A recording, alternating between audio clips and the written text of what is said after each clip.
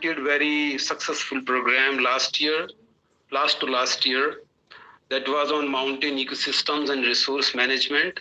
And this same program will happen this year too, in September 2013 in Bosnia. And you can see the web link on the top of it. So if you are interested to know about this program, you can go and then see it. Similarly, we have just now we have launched another program, very interesting program. That's the Natural Resource Law and Governance. This will happen in Italy in the next year. So these two are our major global training programs. So the another very interesting activity we have been doing is the global lectures, local impacts. So last year we have had about 29 lectures delivered by renowned experts, renowned professors from different parts of the world, and in which many of you might have already taken part. And these are very interesting lectures. They are already available in video. All our lectures are recorded in video and they are there for your benefits. So you can see this web link and then can browse it. So you can find a link, completed lectures, and go into it. The third program which we are operating is the same program under which we are having this seminar today. This is the Global Leadership Program. And the website link is also written here, GLP/GLP, so you can go into it and can find details of all the fellows we have been associated with this time. And they all will be presenting in this seminar also. And Professor Hans-Peter, who will be the next speaker, is the chair of the steering committee. So this is available there and you can see it. Another important activity which we have been doing is the research come action. We call it action research. So we have Rangeland Initiative. We are doing some activities under this. So our thrust is on the policy and legal issues in the rangeland issues and pastoralism. This is under development, like we are trying to evolve some educational diploma and certificate programs. So in the couple of years, we'll be able to do it and launch it properly. So the website is already this, grassrootsinstitute.ca. Successfully running another program, another activity is the publishing of the few scientific journals. So we are already for several years have been doing this. Our natural resources journal is very well established, followed by the environmental law and policy. So recently we have just now going to publish the pasture and pastoralism, the new journal. So this is about the journal. The last thing is the networking. We are trying to develop this network, but this is just in the initial phase. So we have no funding for evolving this, but we have a greater vision. So we will do it in the future. So this was the short introduction of this institute's activities. If you want to know more about the activities, we have the 4 websites as written here on this slide, 1, 2, 3, 4. So, and if you enter in any website, you will find on the bottom these 10 different boxes. And if you click any box, so you will lead to the right. So I just stop this. And Clara, can you help me stopping the sharing of the screen? Okay, thank you. So this program, today's seminar will be inaugurated by a very renowned Professor Hans-Peter. He is with us. He is the Professor Emeritus of Hydrology, Hydraulics and Water Management at the Institute of Hydrology and Water Management, which is located at the University of Natural Resources and Life Sciences in Vienna. So his main interests of, his main fields are the water resources systems and risk analysis, impact of climate change on water resources, conflict analysis, and so on. So he is also working on the GIS and its applications in the water resources management. Professor Hans Peter has received dozens of prestigious awards, including recently received the Golden Needle of the Austrian Association of Water and Waste Management. He is actually the lifetime achiever of high value successes. Professor Hans Peter is also the member of, he is actually very actively involved with us, and he is supporting us as the member of International Advisory Council.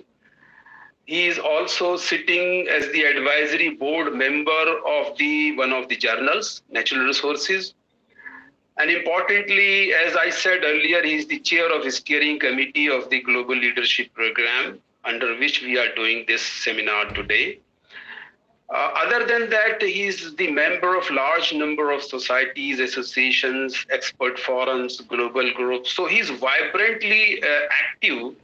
I met him first time in 2013 in Russia. We were together, and since then we have very good association, and he's helping, beyond any boundary, beyond any limitation. So he's very actively participating, other than that, in various works pertaining to mountain hydrology and river basin management. He used to be a lecturer. He's lecturing in our all different programs, including the global lectures and the mountain ecosystems. So last but not least, he has written numerous books published by the renowned publishers. And today I was just looking at that he has organized many conferences, successful programs during his lifetime in the academics. So thank you, sir, to be with us and greeting all of us on this August day. And I just hand over to you to inaugurate this program and give your opening remarks. Thank you, sir. Professor Hans Peter. Thank you very much, Hazrat, especially for your very, very polite and kind words. So, distinguished audience and dear colleagues, it's a great pleasure for me to contribute to this Grassroots Global Leadership Program. And today, as you know, we address resource conservation and management in mountain ecosystems. And we also, all of us, are quite aware that the mountain regions, wherever they are located, are highly exposed to climate change issues as well as to various human pressures originating from growing population, associated with that changes in the land use pattern, like intensified forestry, infrastructural development. Again, it's depending on the region, but everywhere we observe hydropower development, either for storage and for run-of-river systems. We face pressure from tourism, and there are several other impacts endangering the sensitive mountain ecosystem. So therefore, I think that this webinar is quite well designed by Hazrat and others to address these points. As you know, the structure of today's that we have first a keynote, and then we have inputs from our GLP partners. I'm very honored to introduce to you Professor Schmidt-Vogt, who is delivering the keynote talk. Many of you, I'm sure, you met him personally. So he is professor at the Faculty of Environment and Natural Resources at University Freiburg in southwestern Germany. I had the pleasure to visit several times this renowned university. And he was also acting as a director at the Mountain Societies Research Institute in Kyrgyzstan, University of Central Asia. He was also director of the Center for Mountain Ecosystem Studies and Mountain Future Studies at the Chinese Academy of Sciences, besides many, many other very relevant activities. So if I would briefly summarize his very broad scope of research, I would say typical topics in his work are found in multifunctional landscapes, integrated land use systems and management, land use changes and livelihoods in mountain environments. So he has a long and rich international experience in both teaching and research, especially in mountain areas with the emphasis on the Himalayas, the mountains in Southeast Asia and Central Asia. So the title of his today's presentation is Conserving and Managing Mountain Ecosystems, Lessons in Change and Complexity from the Forests of the Nepali Himalayas. So it's a great pleasure for me to invite now Professor Schmidt-Vogt to deliver his keynote. Thank you very much. Thank you very much, Professor Nachtnebel, for this very kind and detailed introduction to myself and also to the topic that I'm going to talk about. So I asked Clara to navigate the presentation. So at the moment, I cannot see anything on my screen. Yeah, Clara, please do. Let me share the screen. Yeah.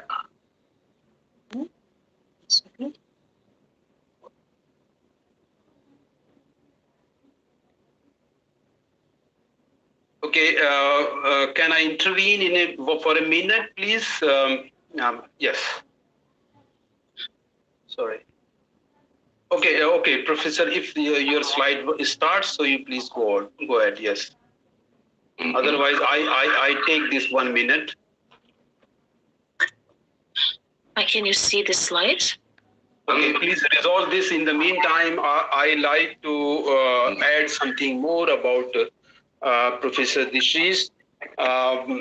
He was also the distinguished adjunct professor and associate professor at the Asian Institute of Technology in Thailand. Yes. Sorry. Yeah, so other than that, he was senior lecturer with the South Asia Institute of Heidelberg University in Germany. So from where actually he has done his doctoral degree and postdoctorate. So I think if I'm not wrong, he has over 35 years of the research experience in the mountain areas of Asia, especially in the Himalayas and mountainous mainland Southeast Asia, and also in Central Asia. So his research areas have already been told by Professor Hans Peter. So apart from various the member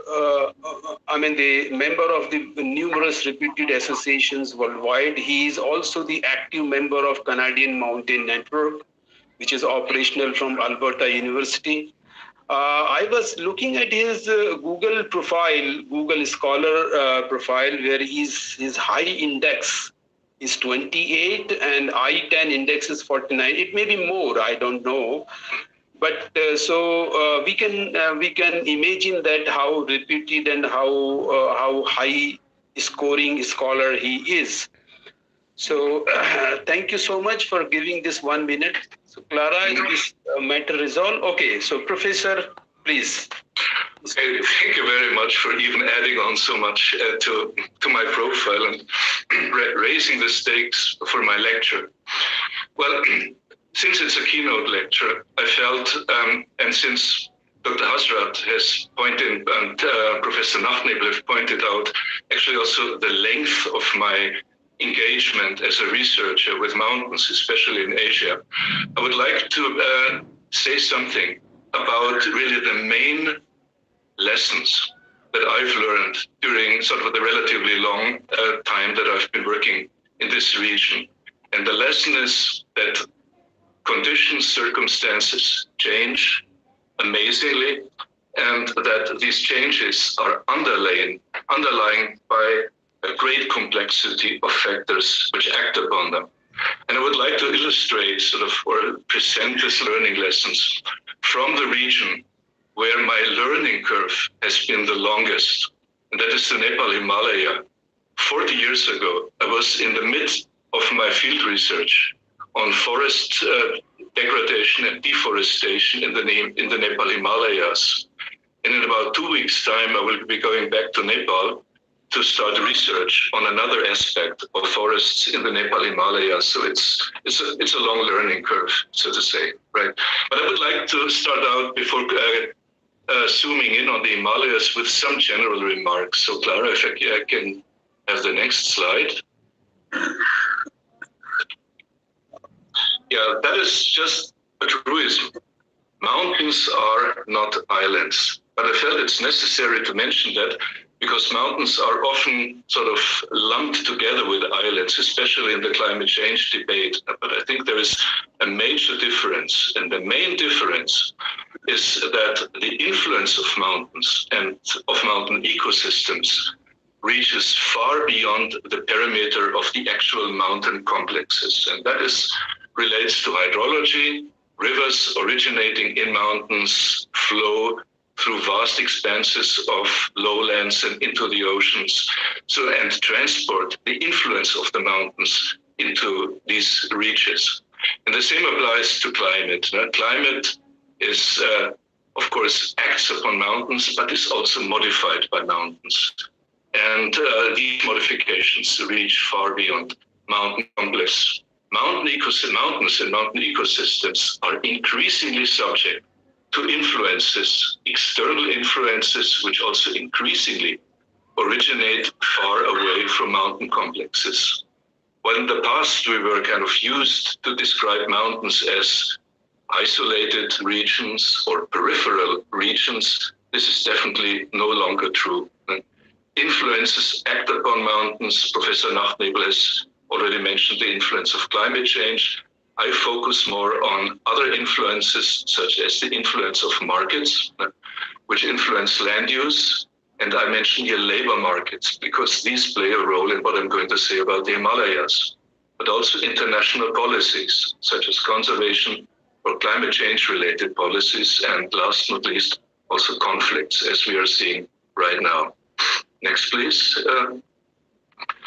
So to sum it up, just really very basically, in the age of globalization, mountain complexes and mountain ecosystems are increasingly subject to the dynamics and complexities of global change.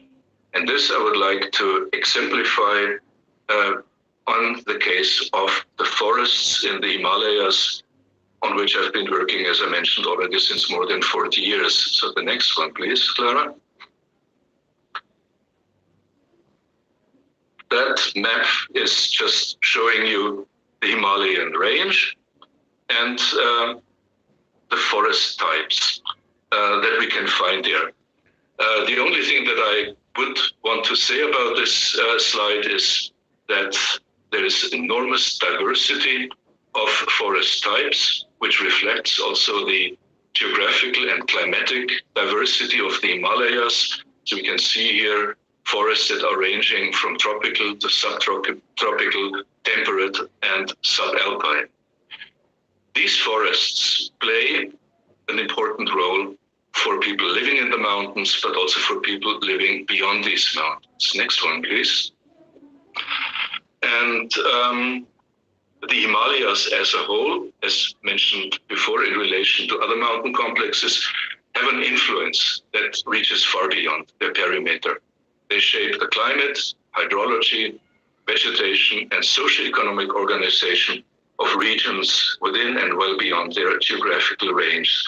And in this, forests play a crucial role. And I've just listed, not comprehensively, but just selectively, some of the important influences of forest ecosystems, which are regulating water flow and soil formation. In the context of the Nepal Himalayas, the role of forests in mitigating soil erosion has always been a large topic. Then they are providing timber and non-timber forest products. And again, a specific service that these forests provide is to provide nutrients for mountain agroecosystems. I'll explain that in more detail later on. They also provide habitat for wildlife and livestock in rangeland systems, which are very important in the Himalayas. And I know that Dr. Hasrat is quite strongly focusing on these systems.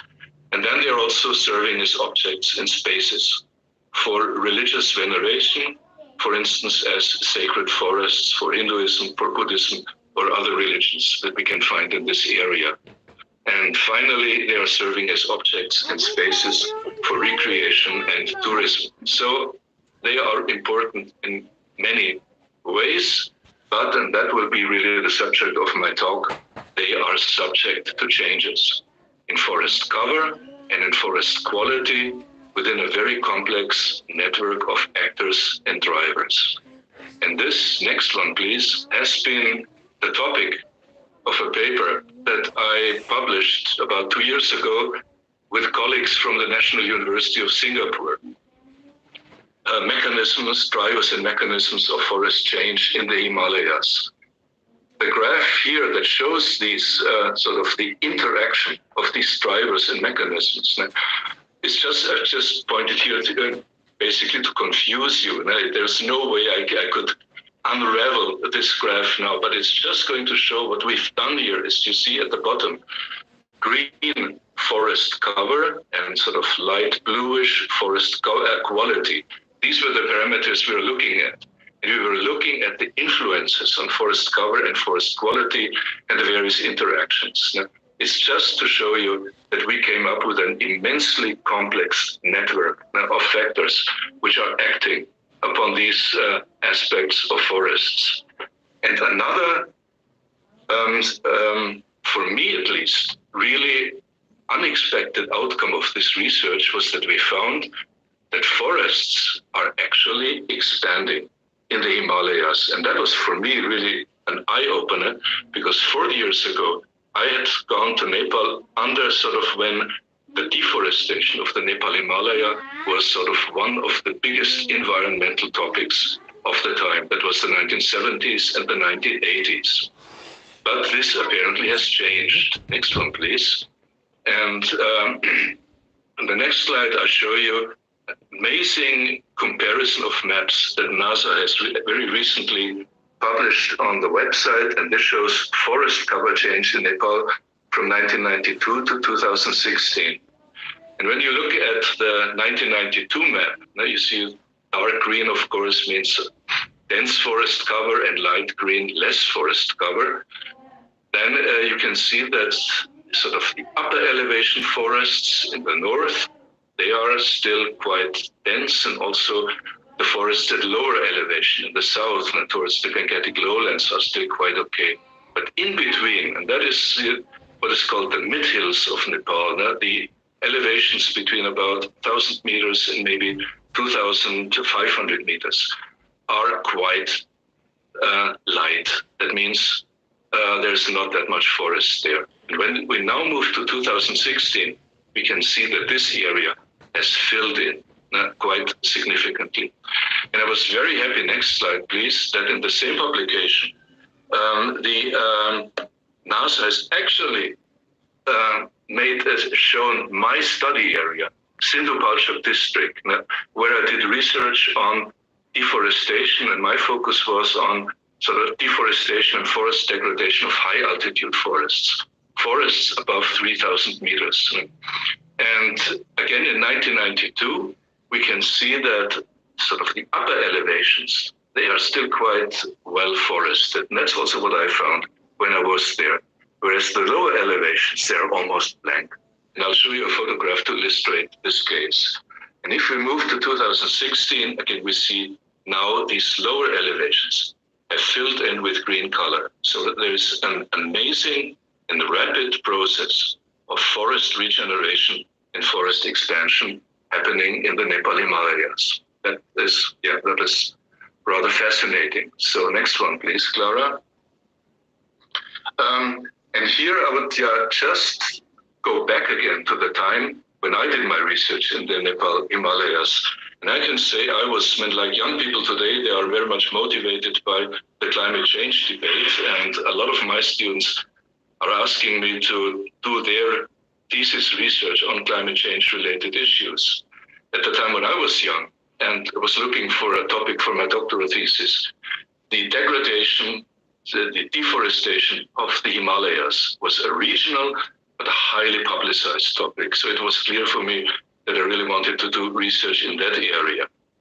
At that time, the debate was ruled by a prevailing theory, which was called the theory of Himalayan environmental degradation, which was very much based on a paper by Ekholm that was published in Science. And just briefly, sort of the line of arguments says that modernization has led to population growth. In Nepal, that was a recent phenomenon because Nepal was a closed country until the 1950s. It opened up after the 1950s and received a lot of development aid, especially also improvements in the medical sector, which then led to population growth. And the theory said that population growth leads to more demand of staple crops and also more demand for land to grow these staple crops. And more demand for crops also, does not implicitly mean that agricultural systems are being modernized, but they are still produced within traditional mixed farming methods, which I will also briefly characterize in a subsequent slide, and which leads to forest degradation. So mixed farming methods lead to forest degradation, more demand for land leads to deforestation, and it was expected that forest degradation and deforestation would lead to accelerated surface flow, soil erosion, and rapid flow of water into the lowlands and flooding in the lowlands, with supposedly horrific consequences in countries like Bangladesh. In a World Bank report of 1979, that was 2 years before I actually went to Nepal, predicted that almost complete deforestation of Nepal by 1997 or by the turn of the millennium. That was the debate then. And that was also actually the context which motivated my research. Next slide shows some photographs that I took in the field. When I was in Nepal, that was actually,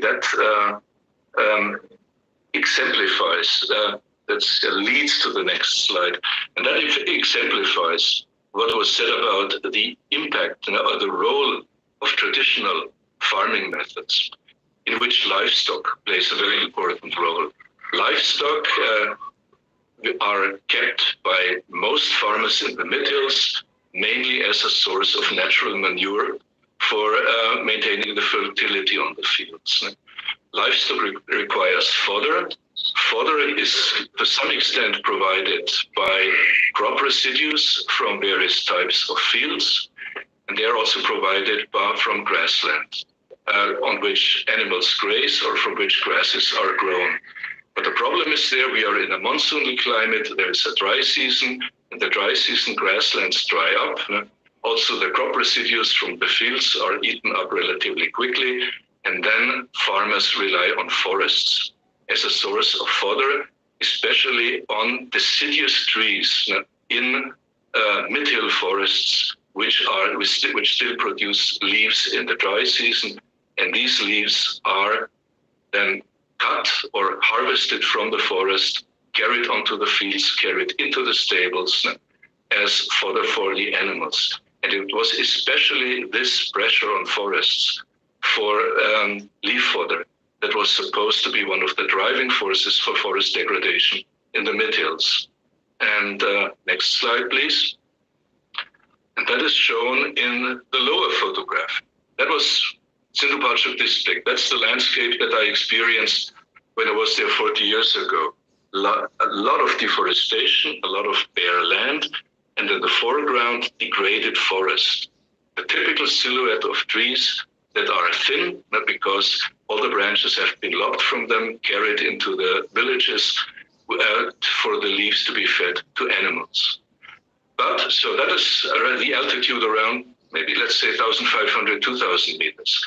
I was working above 3,000 meters, and there, to my surprise, and that's the photograph above, I found already then indication of an expansion of forest, regeneration of forest on agricultural land. Now, if you look closely, you can see on the on the forest fringe that the forest grows onto terraces. So the upper terraces have apparently been abandoned and are now reclaimed by forest. Upon inquiry, that was due to migration, out-migration of hill farmers into the lowlands, where due to malaria eradication campaigns of the 1950s, fertile agricultural land had recently become available. So, and this process, of which I've seen really only a marginal evidence, has apparently really accelerated and become quite large scale. Next slide, please. And that is the phenomenon of Nepal's regenerating forests. In the NASA article mentions that from 1992 to 2016, the forest cover of Nepal has almost doubled from 26% to 45%. That's amazing. Now, this is, of course, that's the dynamics, very dynamic, I would say. And these dynamics are driven by a very complex set of factors, which I think at this stage, nobody really has unraveled yet. But there is evidence of two important drivers, which I will also explain in a bit more detail in the remaining time. The impact of community forestry from the 1970s until the present, and the impact of international labor migration from the 1990s to the present. Next slide, please. I think that most all of you nearly will be familiar with community forestry. That's a concept that was propagated, especially by FAO and World Bank, from the 1970s onwards, and which basically means that is a mechanism of creating cooperation between forest administration, forestry agencies, and local people represented by communities. The aims are mainly twofold: to stop or mitigate deforestation and to improve livelihoods of people. There is a wide range of ways how this can be implemented. Next slide, please. Nepal is considered to be the success story of community forestry. Community forestry was introduced in 1978, and then the important date here is 1993, the Forest Act of 1993, which codified the concept of community forest user groups. Now, these are groups of villagers which constitute themselves and which then, in collaboration with the forest department, develop operational plans. That actually has been sort of a very successful concept, which motivated farmers or communities, because they definitely could get benefits from managing forests sustainably or even increasing forest cover. And it was so successful that today about 1/3 of Nepal's forest cover is community forest. And a lot of these new forests that we saw on these previous maps are community forests. So that was the impact of community forestry. And by the way, when in 2 weeks' time we'll be traveling to Nepal, it will be to work with one of these forest user groups in, again, sort of developing an operation plan for a very specific purpose. Next slide, please. The second the next important term was labor migration and land abandonment that is apparently happening in conjunction with labor migration. I found figures that between 2001 and 2010, about 9.7 million hectares, which is about 24% of the total cultivated of land area, was abandoned within a time period of 10 years. Again, this is amazing dynamics. Again, the causes of this abandonment are complex, but it seems that outmigration, predominantly of young males from rural areas, seems to play an important role. This started, we can say, in about 1996, when Nepal was in the throes of a civil war due to the Maoist uprising, and a lot of the young men actually fled from the countryside in order to avoid forced conscription into the rebel forces, and they migrated to Kathmandu or outside of the country. But after the end of the civil war, this continued, but now under different auspices. There were very sort of absorptive labor markets, especially in the Gulf region, and over time more and more young people really became migrant laborers outside of Nepal, or even within Kathmandu, but mostly outside of Nepal. And as a result of the outmigration, land apparently was abandoned, even though we do not yet quite understand the processes. There is a strong evidence from remote sensing material that this abandoned cropland, or a lot of it, is reverting to forest.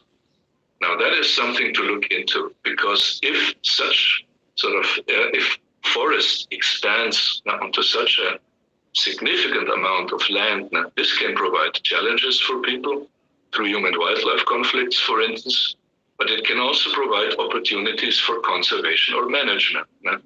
These new forests could be the beginning of forest restoration for restoring more or less natural forests, or they could become a source of maybe different livelihoods for people, an opportunity for livelihood diversification.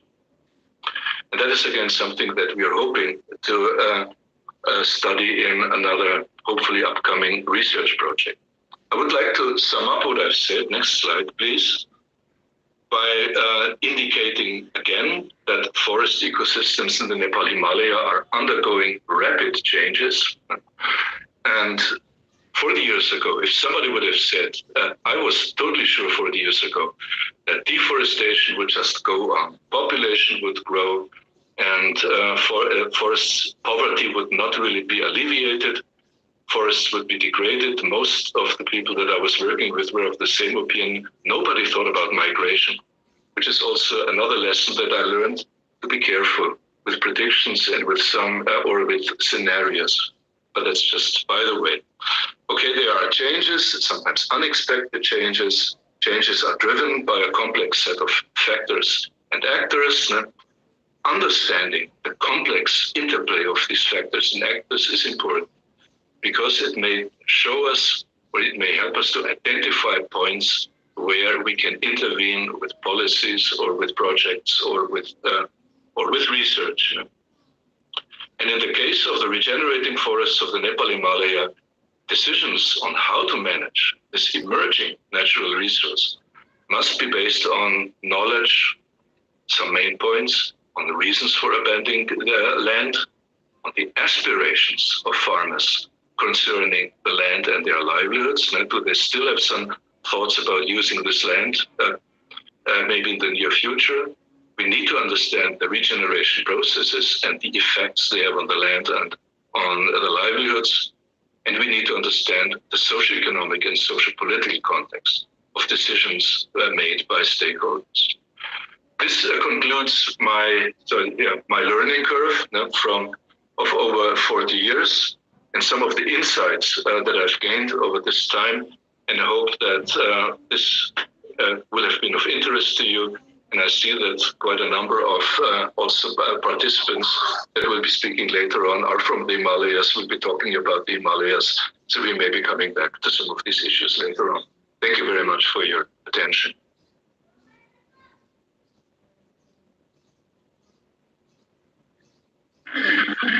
Thank you, Professor, for your great intervention. So I guess all of us, the audiences, must have enjoyed his lecture from very deep perspective about the Nepal's forestry and the natural resources aspects. So thank you so much once again. Our next speaker will be Professor Vishwambar Prasad Sati. He is a senior professor at the Department of Geography and Resources Management, Mizoram University in India. So with us, he is the Senior Global Fellow at the Global Leadership Program. So he is a very senior scholar and a professor at this university, having in his credit many publications, including recent books published by Springer, how to pronounce. So today his lecture will be focused on ecosystem services for livelihood sustainability in the Indian Central Himalaya. So thank you, Professor, to be with us. So now I hand over to you. Please share your slides and then take over. Okay, thank you very much, Dr. Hasrat, and dear participants. Good evening from India. I will have to share my presentation or... Yes, you do. You do. Okay. Everybody should be ready for that, sharing this. And one more announcement is that the audience are requested to write their questions to the speaker, either in the chat box or in the question and answers. Okay, please. Yes, please I'm doing. Share your screen. I'm doing. Yeah. Where is this?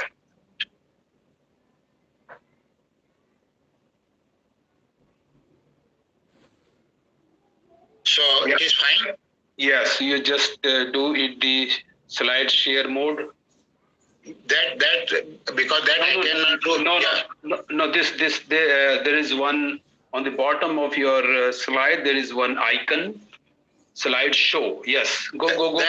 Yeah, that I know, but when I go with this, no, it will not scroll down. I have previous experiences.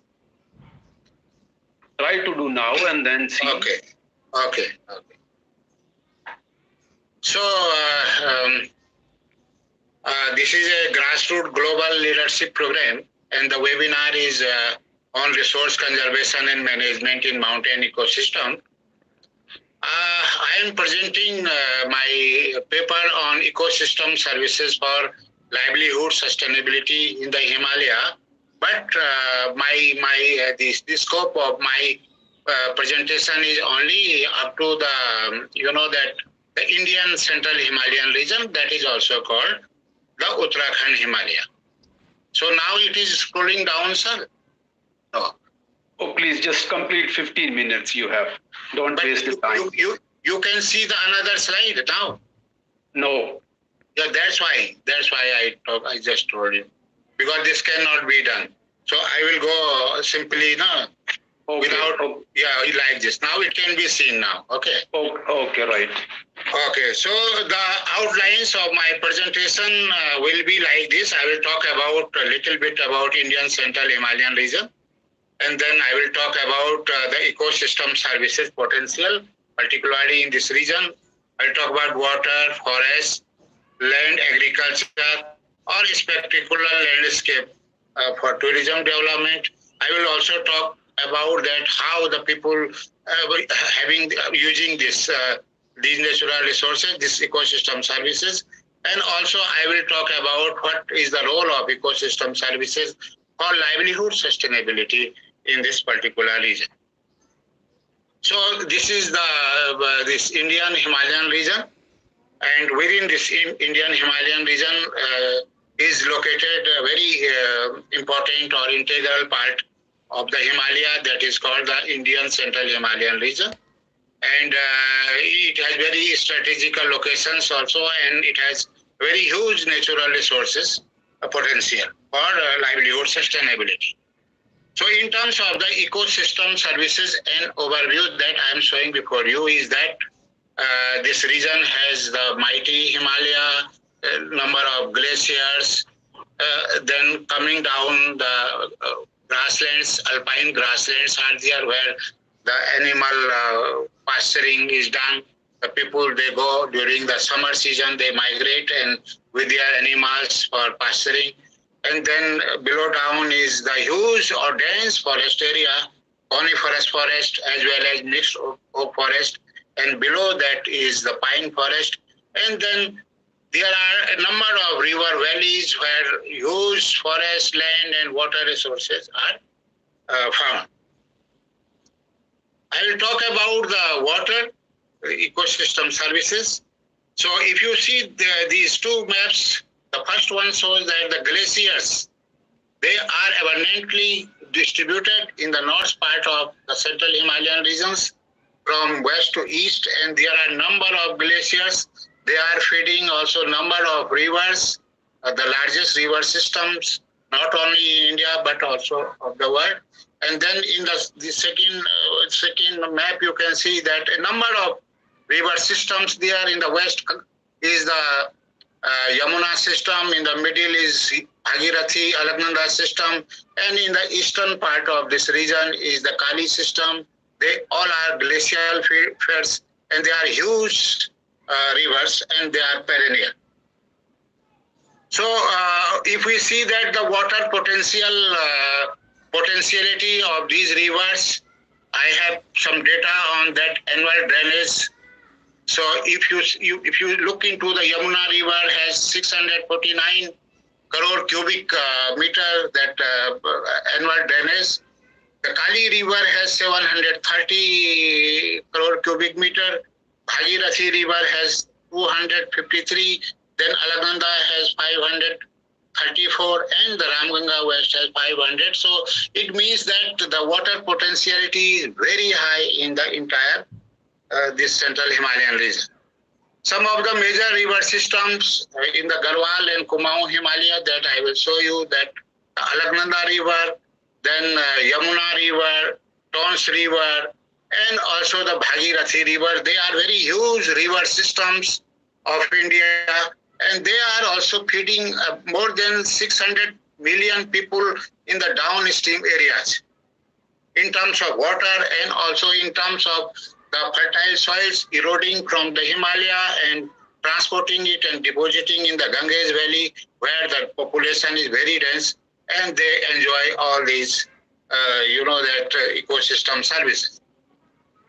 In terms of the major rivers of Kumaon Himalaya, there are Kali river, then Ramganga river, then Gomati river, then Saryu river, and these are the major rivers I am showing. But there is hundreds of rivers. They are all glacial feeds and providing all ecosystem services, mainly to the downstream area. So my point is that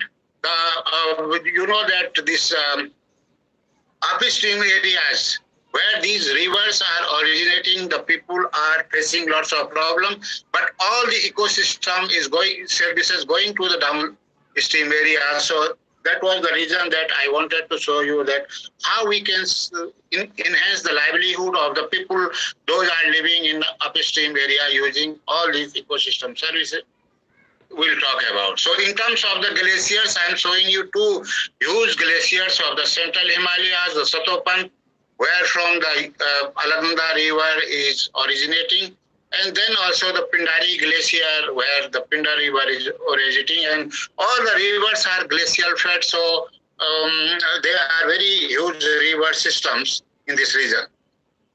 So my previous speaker also talk about the forest in Nepal, and I'm also talking about how rich the region is in terms of the forest ecosystem.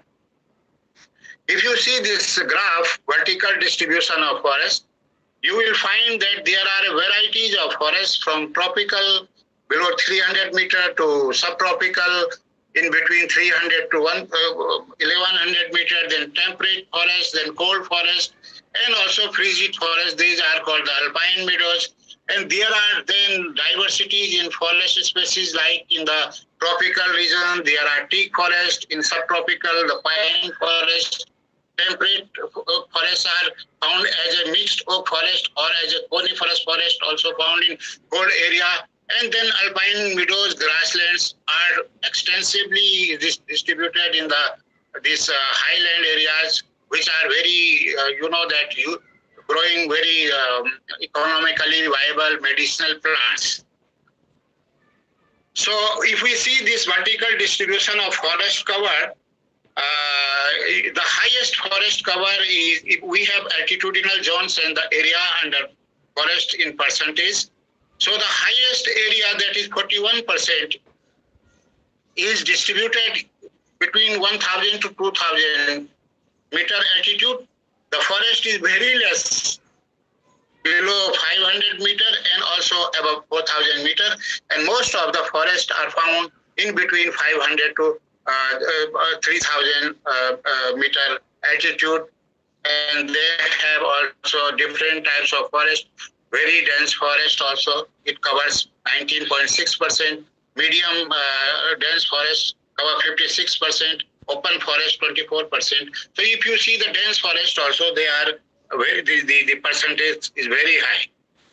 If you look into this forest types and distribution in that central Himalayan region, the entire, as I shown you through the figure, that this is in the middle altitude mainly, from 1,000 to 3,000 meter, all the forests are distributed. And there was one, that conversion going on between us in that setting, in question answer, in the question answer, that the Indian Himalayan region has this forest percentage is decreased. No, there was 0.4% increase from 2019 to 2021. So now in Uttarakhand, definitely the forest coverage is increasing, and it is not naturally increasing, but it is through the forestation programs. Afforestation programs that are largely, convinced by the state and the central government and forest department. So in terms of the forest cover, now it is increasing.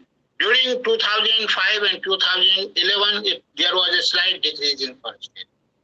So you can see these pictures that the diversity and the richness of forest in this region, from subtropical to temperate.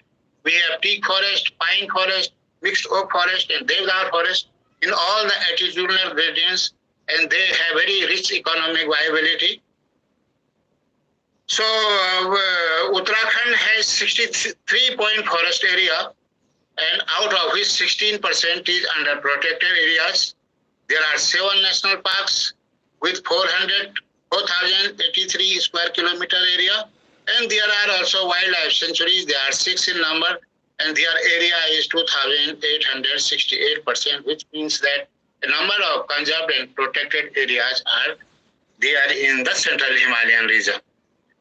So what these forests are providing in terms of the goods and services, the major goods are firewood, fodder, timber, non-timber forest, products, medicinal plants, resin and ringor. They are the major goods, means tangible assets the forests are providing in this region. And the services also, because the entire central Himalayan region is highly fragile for, soil erosion is very huge there. So these forests are conserving soil.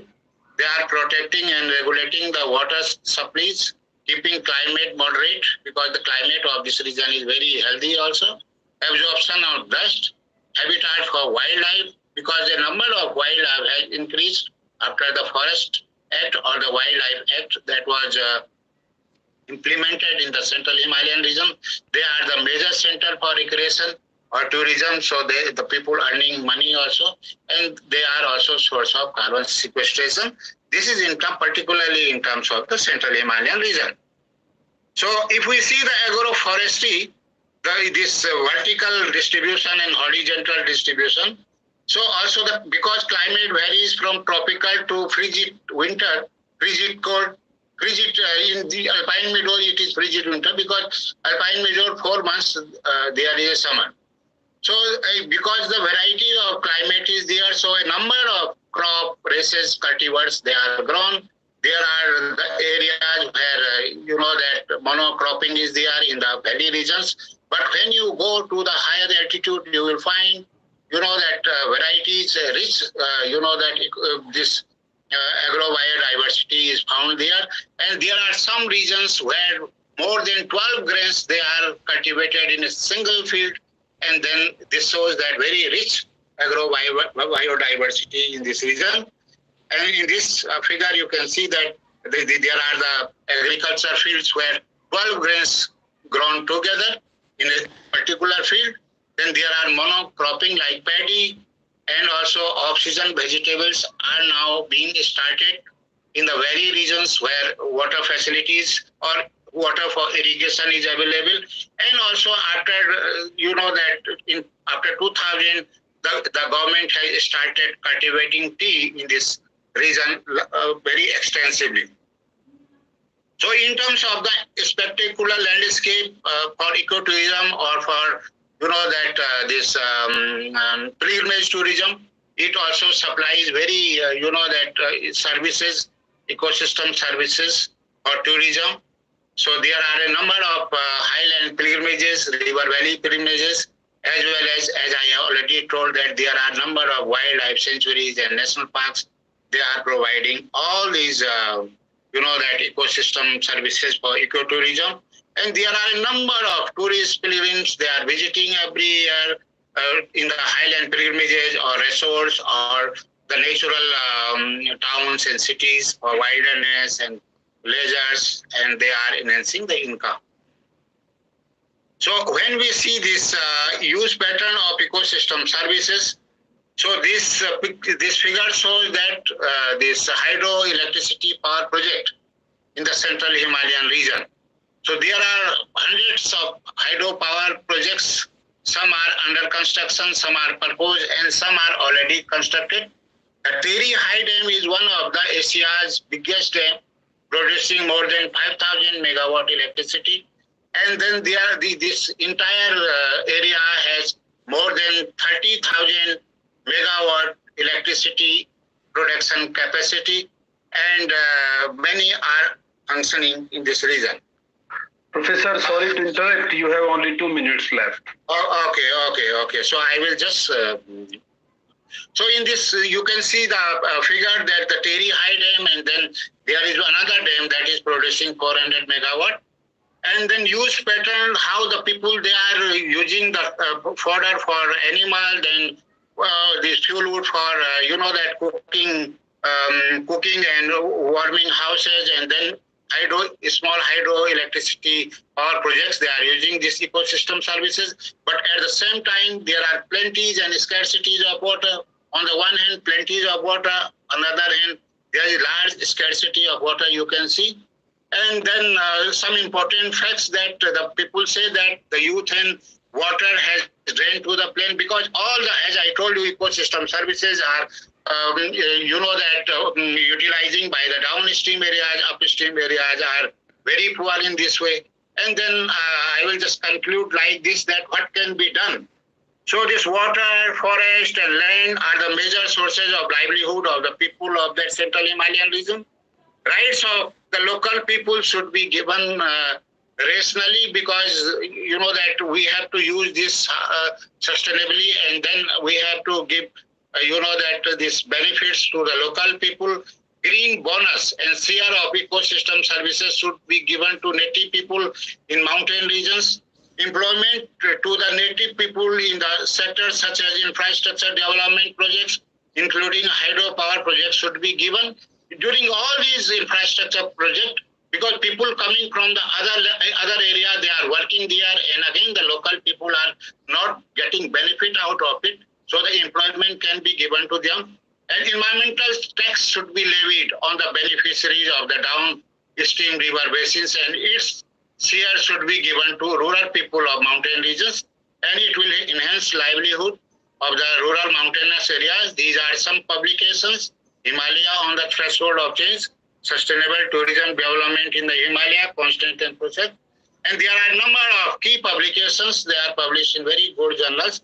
And I thank you very much for your kind support, cooperation, and thank you for listening me patiently. And thank you very much. I will stop sharing. And then. Thank you, Dr. Sati. Please, for the next speakers, I just again request, please be on time, and you do not waste the time on just giving unnecessary details. So the next speaker with us is Professor Dr. Sanjay Swami. He is also the professor at the School of Natural Resource Management at the Central Agricultural University in Meghalaya of Northeast India. With us, he is also the Senior Global Fellow, and his intervention will be related to nature-based solutions for agricultural sustainability in hill ecosystems. So Professor Sanjay, please come on and share your screen. Thank you. Yeah, thank you, Dr. Hasrat, for introducing me, and very good evening to all the dignitaries and dear participants. As Dr. Hasrat has told that I am going to deal with nature-based solutions, particularly in the Northeast Indian region. So let me share my presentation.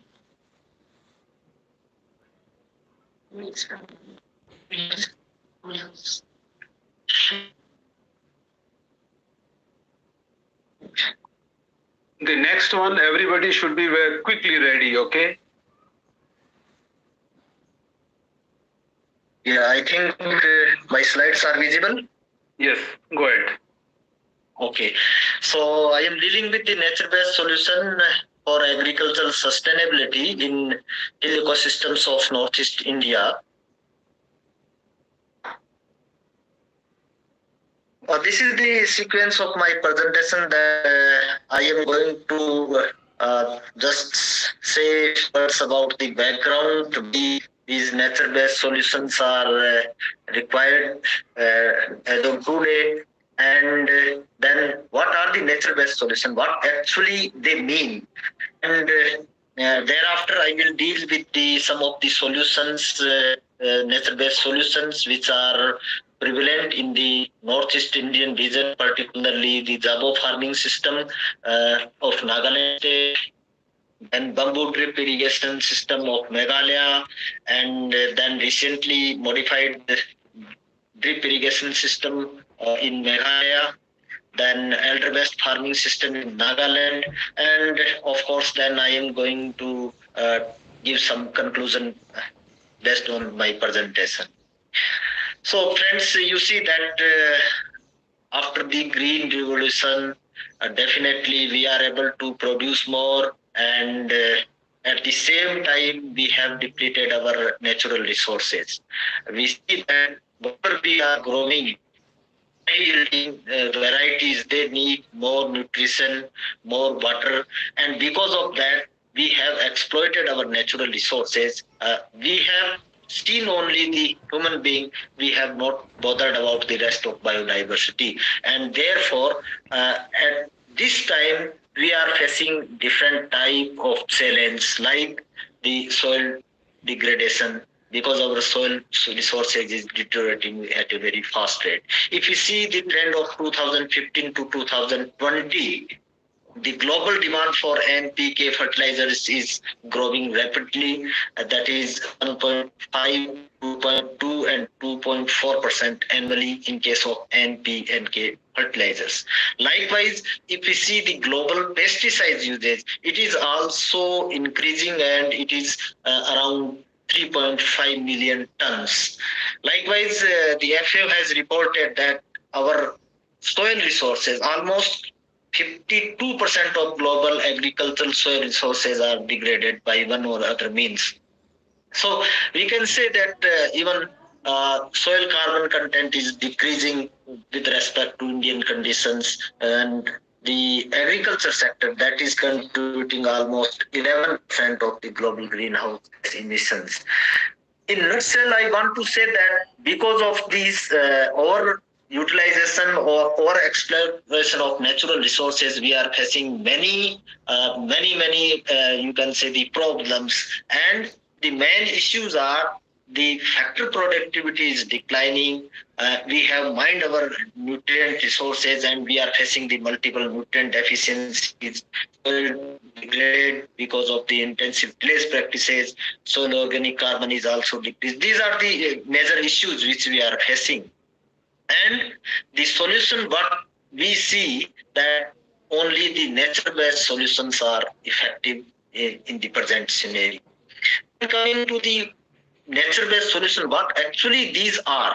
Hence, if you see the nature-based solutions, this is one of the, you can say, the umbrella terms, which is used for the traditional knowledge, which our forefathers, ancestors are using since long time, long back. So all these actions which are in harmony with nature, these are nature-based solutions. Or the IUCN has defined all the actions which can address the present problem of our society by the means of protection, management, and restoration of the ecosystem, which benefit both the things, human being as well as biodiversity.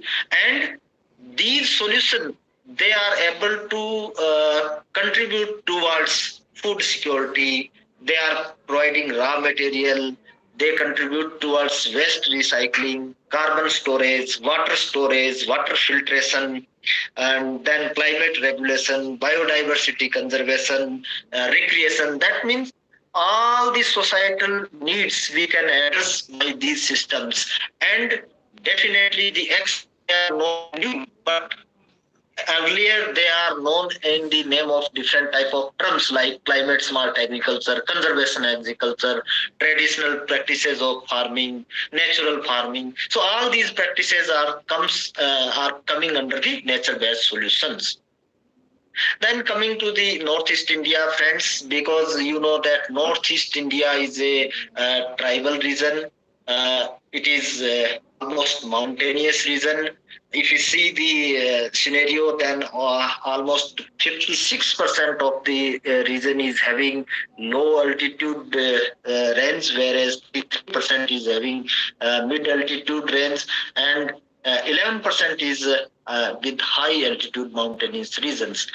And because these tribal farmers, they are having a very, very sound wisdom.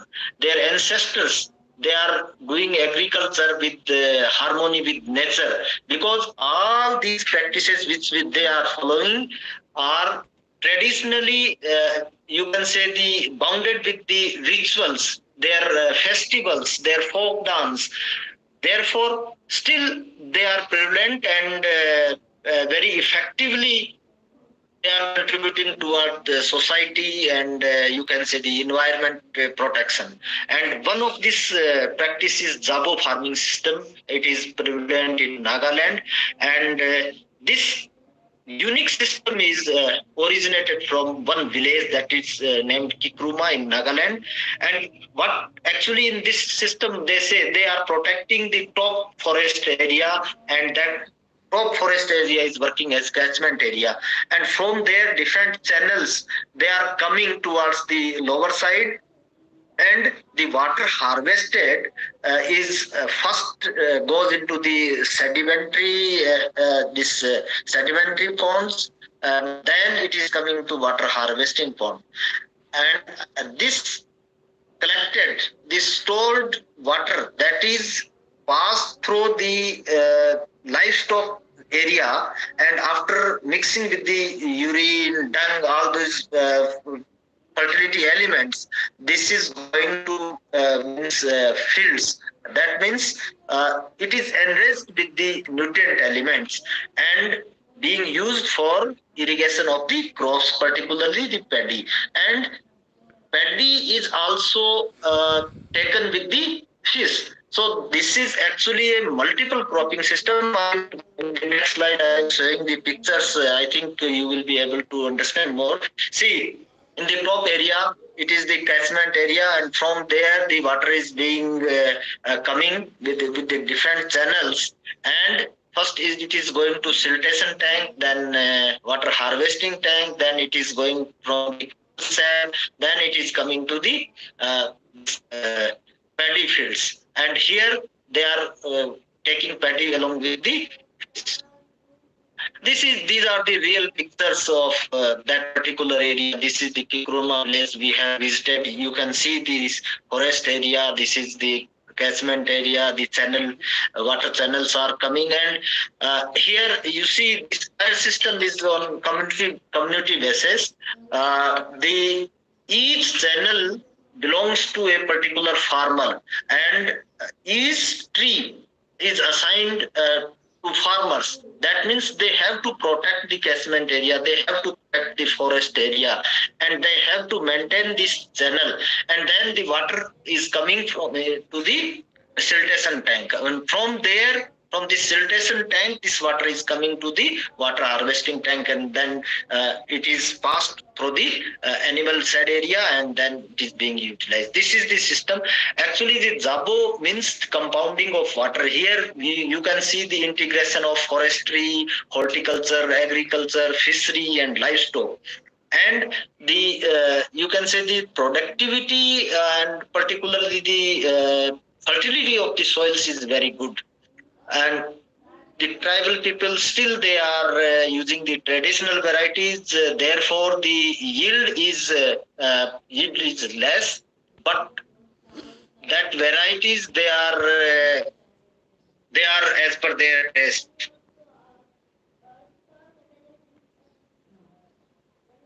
Then the next bamboo-based drip irrigation system, this practice is being utilized in Meghalaya.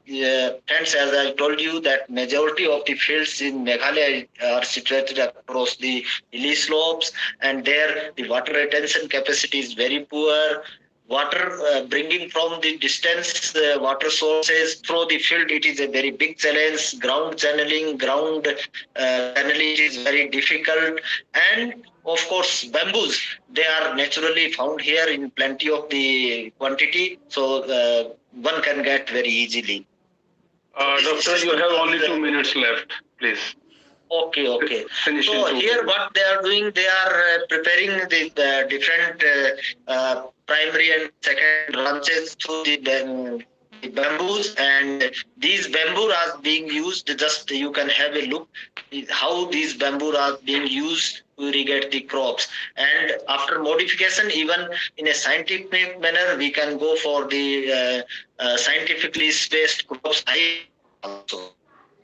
Thereafter, one more system is elder-based farming system, and it is you can say the agroforestry system, where the elder tree is being utilized because it is a non-leguminous tree, but still it has the capacity of fixing the atmospheric nitrogen. And of course, the tree has the very good root system that bind the soil particles and contributes to soil conservation. It reduces the soil erosion.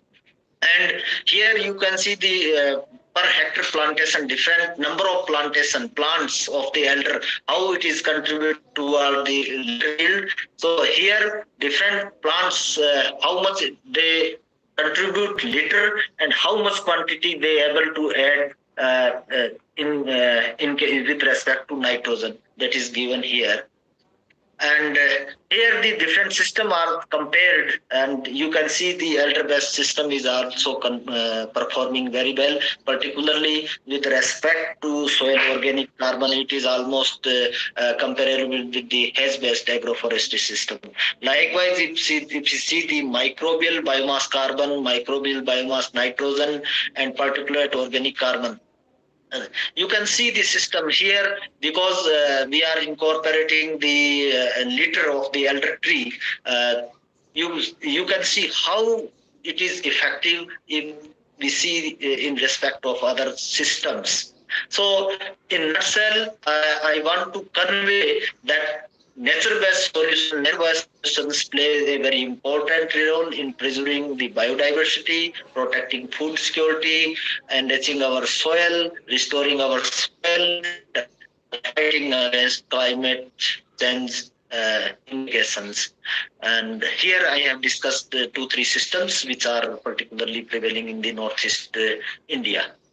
So with this, thank you so much for listening patiently, and of course, I thank the organizer for providing me this opportunity to share a few of my views. Thank you. Okay, thank you, Professor Sanjay.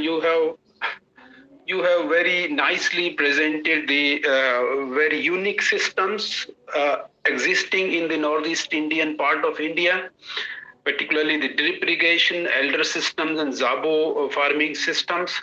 So thank you once again for your contribution. Now, from the South Asian Himalayan mountains, we will now go to the dry highlands of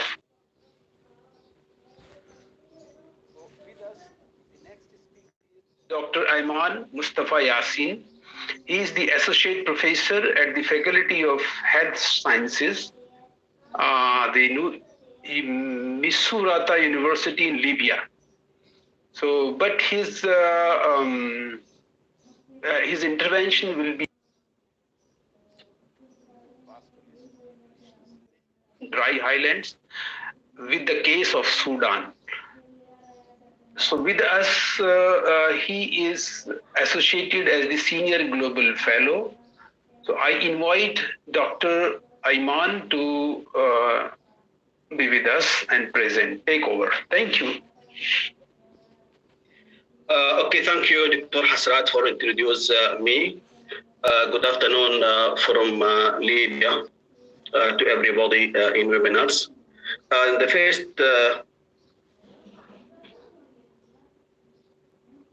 please share your screen and don't waste time. Yes, go ahead quickly. Okay. Yes, working.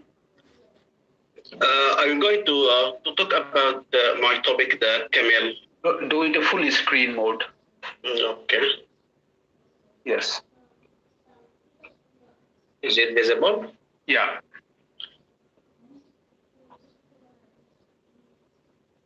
Yes. Yeah, okay.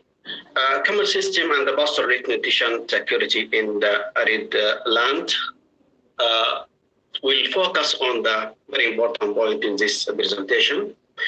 Camel pastoral system, socio-economic aspect of the camel pastoral, the community, the constraint limitations for the camel production, dietary requirements and the household food security, and the pastoralist livelihood and nutrition security. This diagram very important to conclude for us the correlation of the nutrition security with environmental conservation, with sustainability of the production, and then the food security, health security, and adequate care practice. Background, let us to talk about the camel. Why camel in this time? Because they say the camel is animal for future in climate change and extension of the desert and arid. So camel is considered as the best animal for the arid and the semi-arid area, where its products comprises a significant part of the human dietary habits. Despite camel considerable contribution to the food security of the nomadic pastoral household, its production potential compared to other domestic animals. Well, the camel meat and the camel milk play a key role in human nutrition in the hot and the arid regions among the worldwide. So, increase the human production, pressure and the decline per capita production of the food in Africa precipitate an urgent need to develop previously marginal resources such as the semi-arid and arid rangelands and to optimize their utilization through opportunity livestock production system, among which camel production is certainly the most sustainable. So the dry land in Sudan, let us to know about the background of the dry land in Sudan. So this ecology of Sudan has shifted toward predominantly dry land environment.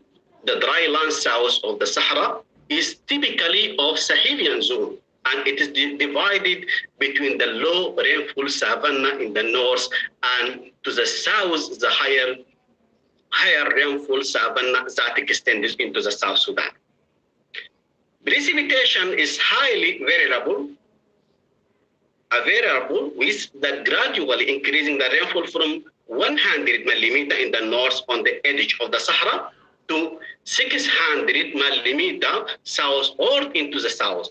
The rainy season lasts less than the 2 months in the north and extends up to the 4 months present in the south. This is extremely rainful variability over time and space have remarkable impact on the distribution of vegetarian and water sources. So this research methodology started with, this is the research was covered some regions.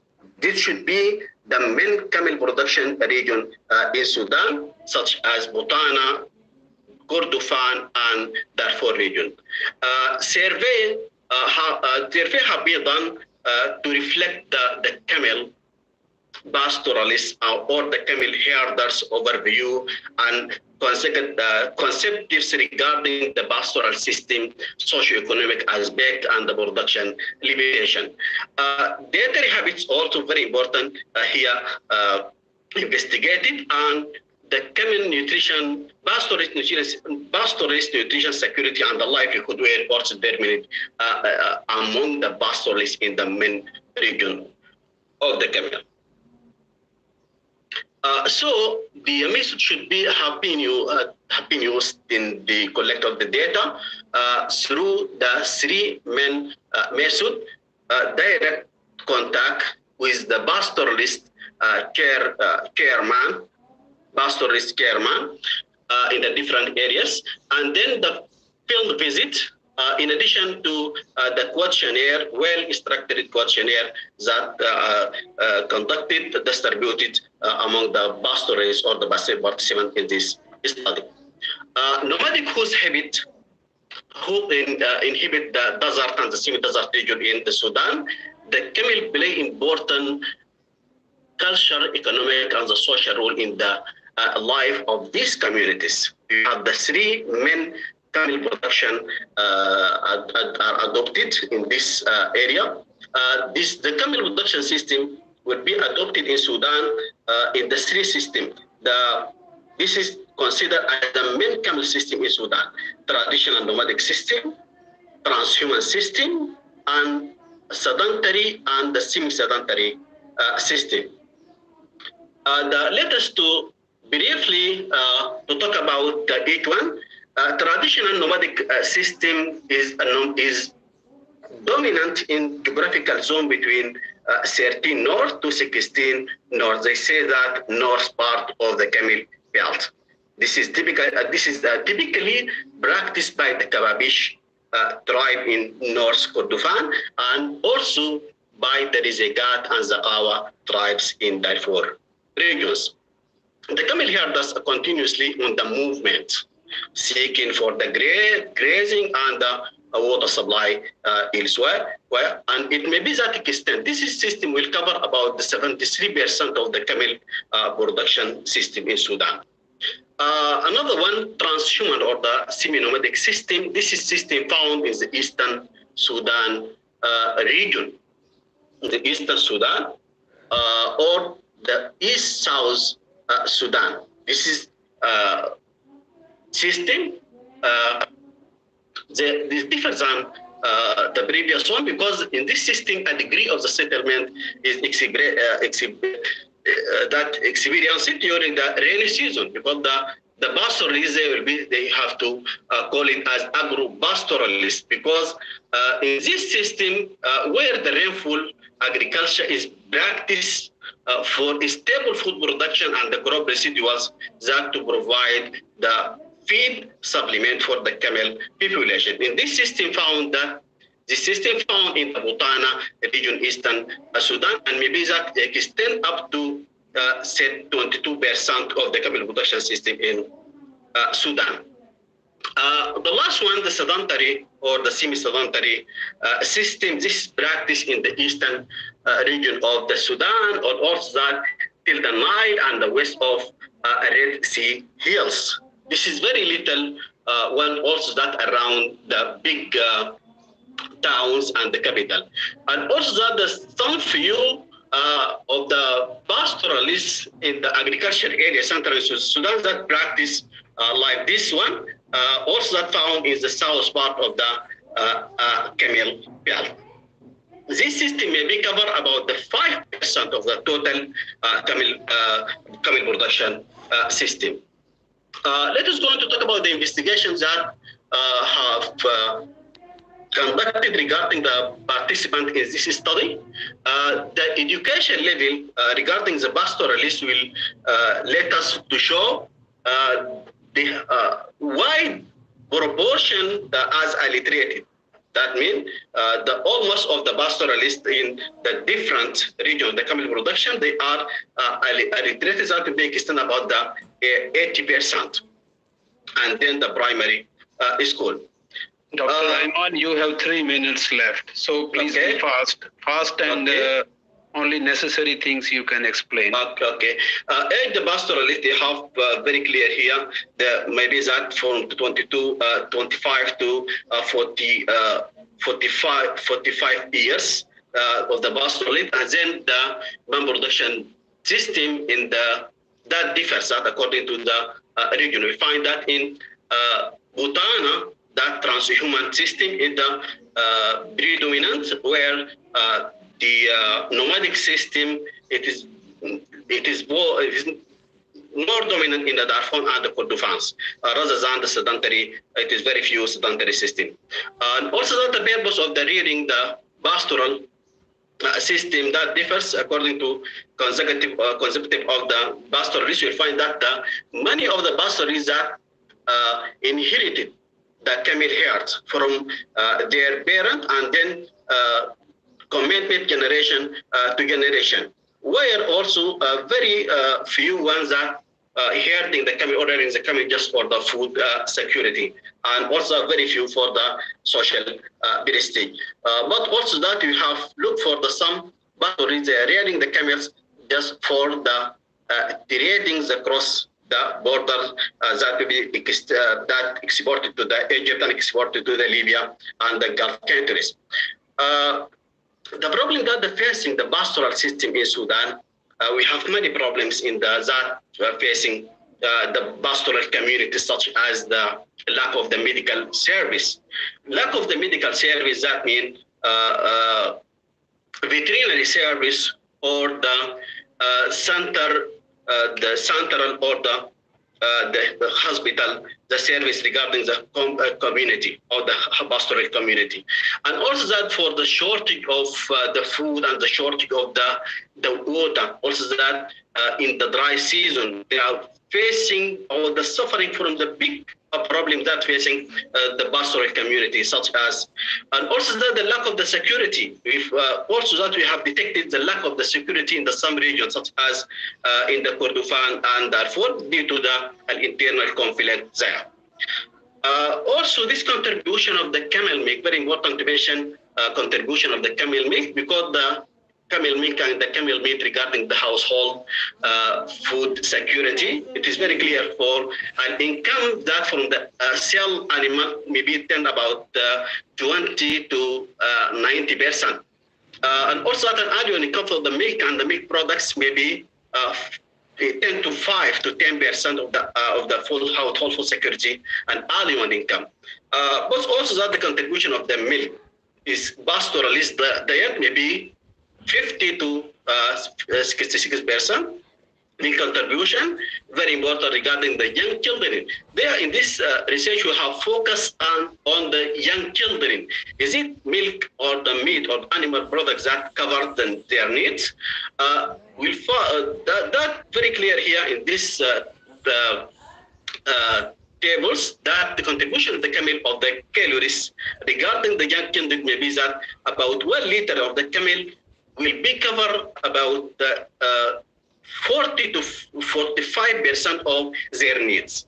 And then regarding the protein and the vitamins C and vitamins A, maybe that differs, variables.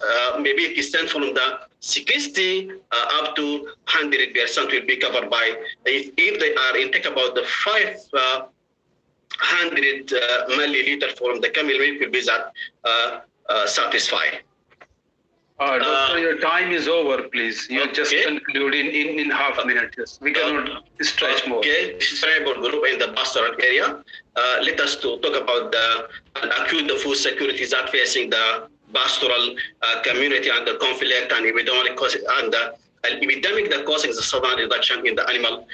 Also, women who are suffer from in this pastoral community because they have limiting the finance capitals and also the very limit education and health and internal conflict and maybe target the women and the girls.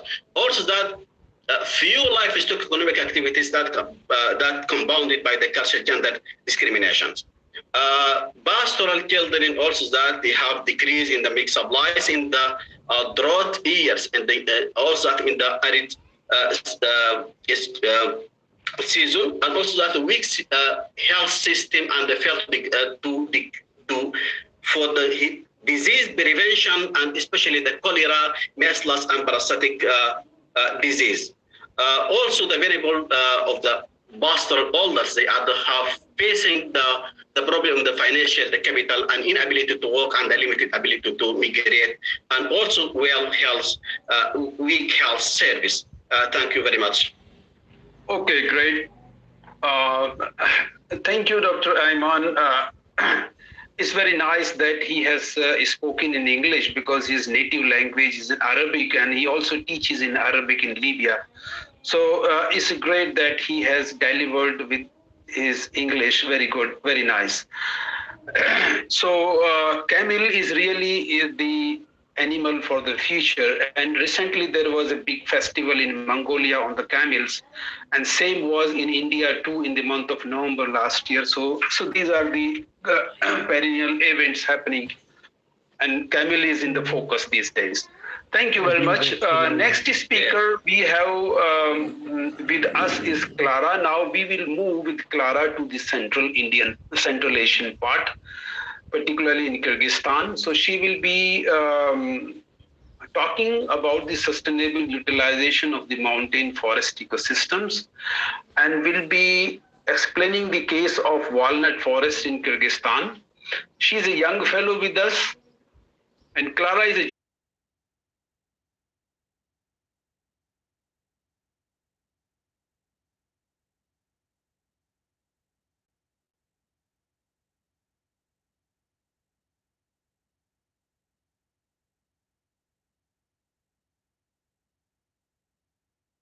meters above the sea level, with mild temperature and a good amount of precipitation that is about 1,000 millimeters of an average annual precipitations. As we can see here within the forest, it's not only the walnuts that are widely growing, but also other different fruits and berries, very characteristic to the temperate areas like wild apples, wild cherries, wild cherry plums that are growing out there. And all those biological resources are of high importance for our current agriculture.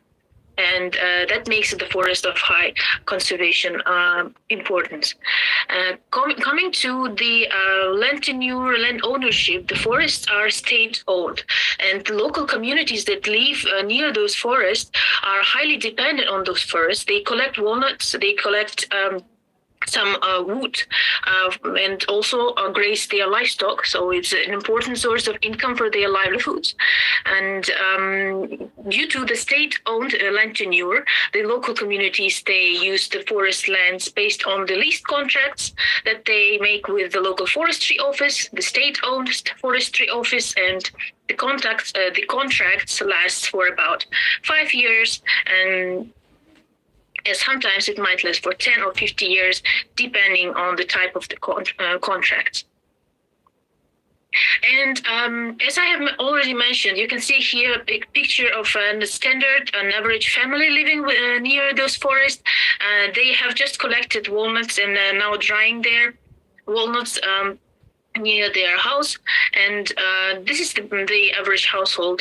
What they do, they collect wild walnuts and wild nuts, berries and mushrooms. You can see here conventional value chain of walnuts here in Kyrgyzstan. As I've mentioned, so the small households or the individual tenants, as you can see here in green, they obtain a contract in order to obtain a right to use for about 3 to 5 hectares of the forest plots within the walnut fruit forest, and they collect non-timber forest products and then resell it. Either they resell it to the middleman or to the small traders that they then resell it further on the market, or either households. There are also some households that sell the non-timber forest product directly, go to the local market and sell it there. There is another set of users of the forest resources. Those are the family processors. So they not just collect and sell or conditions might influence the forest use within these areas, and what we can see, what kind of problems are observed in those areas within the status quo with the current conventional business as usual scenario, that the local harvesting the walnuts that leads to the forest degradation. Let me hide it. Yes. And we can also see that the walnut forests are overaging, and there is a reduced or no reproduction of forests, so there are no new walnut seedlings or walnut. Leads to an risk of losing those forests or decreasing the walnut forest area, loss of biodiversity, loss of ecosystem services. When we come to the problems related to the processing and marketing of the non-timber forest products, especially the walnuts, we can also see different difficulties related to international standards of food processing, food safety standards, and there is a limited control of cleaning and processing, and sometimes there also might be some children participating in the collection and family processing of those walnuts. So this is those are the key problems that were identified as part of my research, and I'm looking into the forest management innovations that are being implemented in those areas in order to tackle those difficulties and problems. One of those innovative solutions were introduction of a fair trade labeling system. It was a pilot introduction in order to understand if this will work or not. It was a GIZ and ECO funded donor projects that lasted from 2008 until 2017, and those were about 200 walnut collectors that came together as part of this project, and they have been selling walnuts under the fair trade labeling for about 5 or 6 years. And they have obtained this certification. There is a list of requirements that they had to follow, including the fair match system, in order to ensure that their walnuts are collected in accordance with these requirements. They ensured the high quality and food safety in accordance with the requirements, or in accordance with the list of the requirements that they had. As part of this fair trade certification. They were also trained about child labor policy awareness. I have learned from the local farmers that children might be allowed to collect walnuts only outside of... Clara, you have only 2 minutes. Yes, please. Okay, thank you. So those are the key requirements of fair trade that I'm looking into. Another innovation that I'm looking into, Forest Stewardship Council certification. It's about 52 collectors that came together to use this certification. And what I'm looking into how those innovations, the forest management innovations, might impact the future ecological situation within the walnut fruit forest. So I'm using the land use spatial simulation model that helps me to combine all the parameters like the forest growth, the impact of the local households on the forest, and model the future impact on it. For that purpose, I have collected the social survey of about 510 households within the research area, and I'm currently analyzing this information. What could be interesting is that I've been collecting data in the limitations of social context because of the coronavirus. So I have used the special asset-based approach. So I haven't been talking to the households directly myself.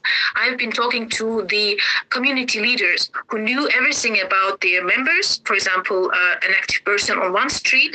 And I've been using the drone footage. I've been analyzing the drone footage as part of the remote sensing data collection. This is the way how I reduced the amount of social contacts. That was the limitations of my research currently. So what I'm doing now is just researching and analyzing the data that I have collected. And to conclude, just wanted to repeat that in spite of those innovations that are happening in the forest, like fair trade certification, FSC certification, we still see the issues of forest degradation.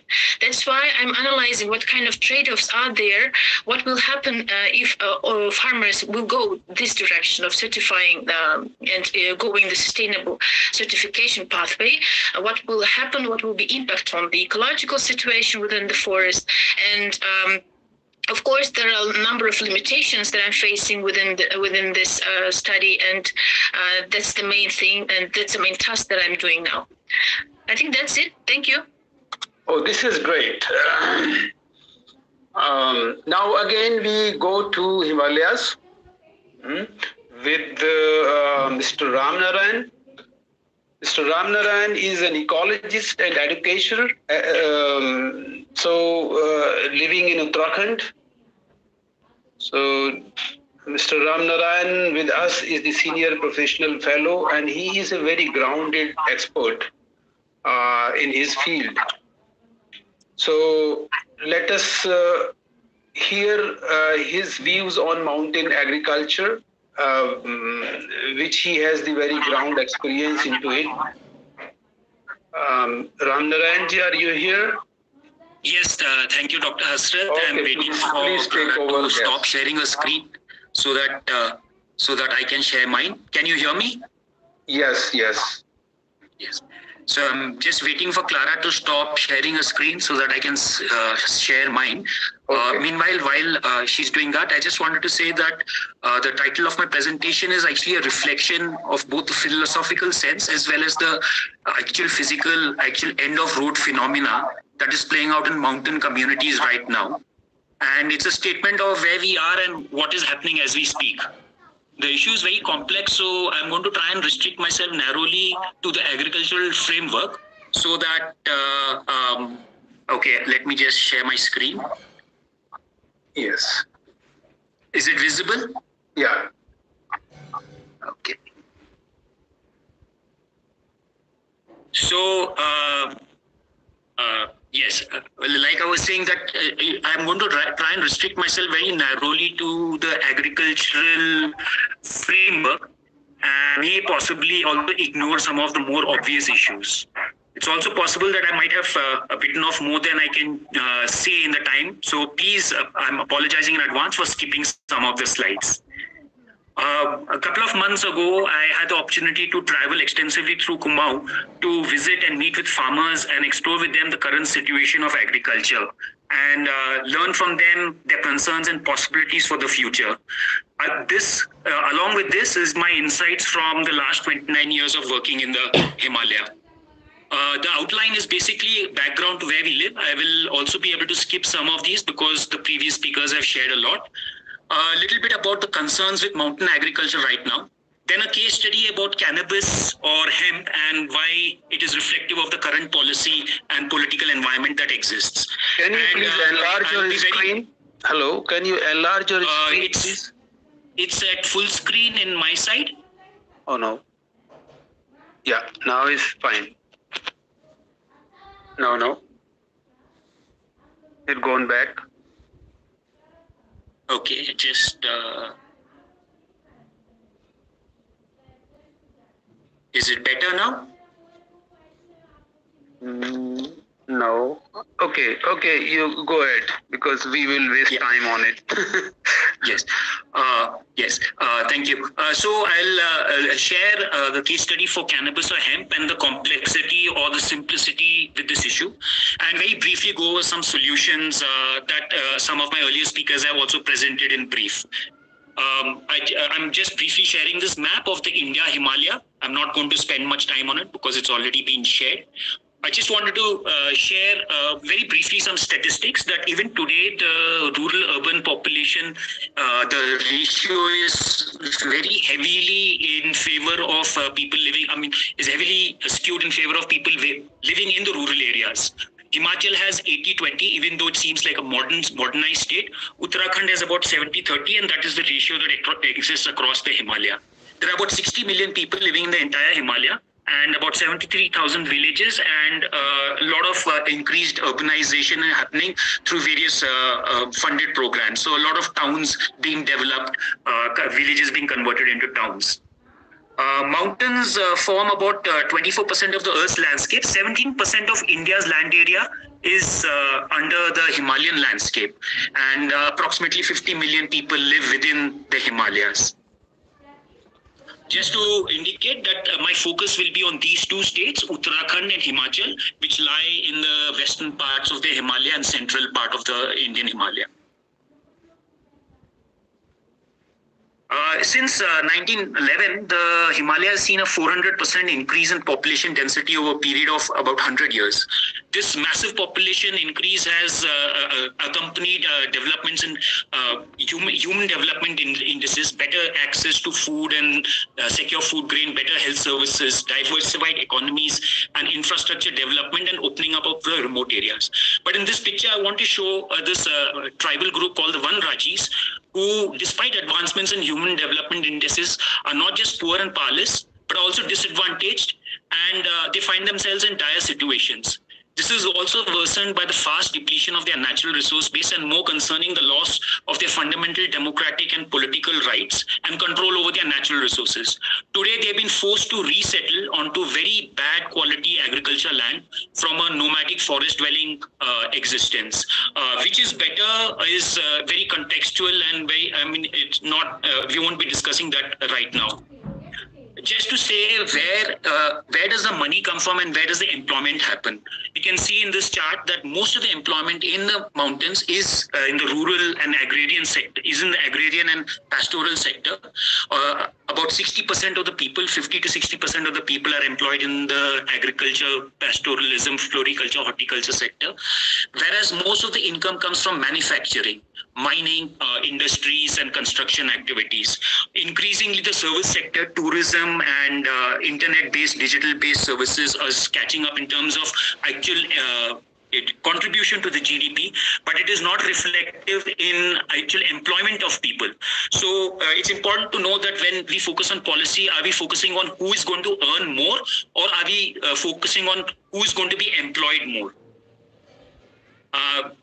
As you all would already be aware that mountain agriculture is an essential part of livelihoods over here, but it's not just mountain agriculture. There's a whole socio-cultural system that is built around it. The interconnectedness of people with their communities and dependence on each other, as well as dependence on the landscape for agriculture to be sustainable.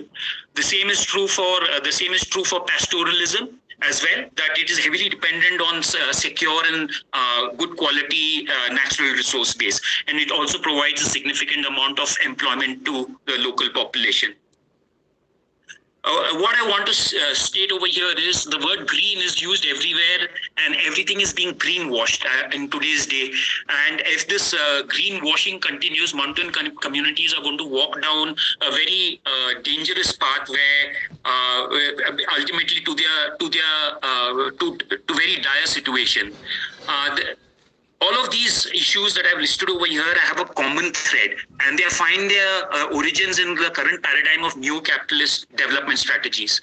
The recent Oxfam report on inequality of income that was published about a few months ago states that the top 1% billionaires own more than twice as much wealth as the 6.9 billion people combined. The 10 richest people on earth increased their wealth by 540 billion during the COVID pandemic, whereas in the same duration, 50% of the poorest saw a drop in their wealth. It's important to understand this context because without this understanding, whatever solutions we propose will at best be a band-aid and may end up being a Palpatian maneuver. There are multiple issues. I will record some of them going forward and address only some of the relevant ones. This is land ownership across the Himalaya and across Uttarakhand. You can see that the current land ownership in Uttarakhand, the majority of the land holding is marginal, about 91%, and they occupy about 67% of the land area. So even when we look at agriculture, we have to see that most of the people who are practicing agriculture are small or marginal farmers. At the same point of time, only about 9% are medium and large land holdings, and they occupy about 33% of the total operated area. So any solution that we propose for agriculture has to focus on the small and marginal farmers and not look at other solutions where we are looking at the larger and the larger and medium scale farmers. Women carry both the physical burden of agriculture in the mountains as well as the emotional and mental burden of maintaining home, community and conserving their natural resource base. Yet it is only in the very recent past that women have been recognized by farmers in their own right. Any decision making going forward has to include them at the core of planning and policy. I want to go across some of the issues. Degrading forests and habitat fragmentation is one of the significant concerns. Other speakers have already shared some of the reasons for degradation of the forests. There is a claim of increase in forest cover, which is actually controversial because a lot of things that are not really forests, like horticultural areas, are being included as forests. And this also ignores the fact that the quality of forests has not been described in the forest cover that is being shown as being increasing. The remaining signs, increased erosion, increased runoff, increase in incidences of forest fire, also don't bear out the benefits of increased forest cover. It is also not borne out by the lack of resistance and resilience in forest ecosystems in response to recent climate events. These are just some examples that in the mid-80s, there was a Godabarman case which banned the felling of trees above 1,000 meters. However, as our establishments have found a way around, and using what is called the 3Ds principle, dead, dying, and diseased, and scientific logging. And using that, they continue to log forests at a fairly alarming rate. So while on paper, it seems that there are conservation mechanisms in place, but on the ground, the reality is that it is operations as normal. Similarly is the situation with the mining of sand and gravel. Only in the recent past, we've seen examples of large mineral deposits being discovered or being accessed in the Himalaya. This is a magnesite mine in Almora district, where extensive areas are being converted into being made accessible to mining, and mining is continuing. Forest fires have increased tremendously over the last few decades. I want to note over here that none of the forest fires that we have are natural. They are all human-induced. And there is a significant lobby of people who actually like forest fires. The logging lobby, who used dying and dead trees to as an excuse to log their forest. The pine industry, which sees an increase in the production of resin because the cheap pine trees are on fire, as well as people who are actually concerned with forest conservation but want to hide the fact that they haven't done any forest conservation work by setting their tracts on fire. Climate change and natural disasters has seen a drastic increase since 2009. In Uttarakhand, there's been a point of inflection when from then every year we've seen incidences of extreme climate events, floods, landslides, etc.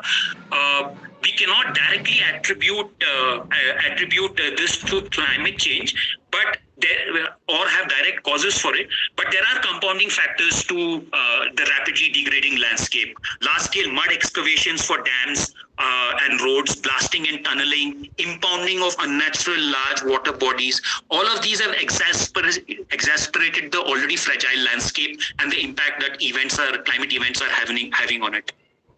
There are some socio-cultural reasons also. Policies that force people away from their homes are now in play. There is reduced support for local schools and health centers.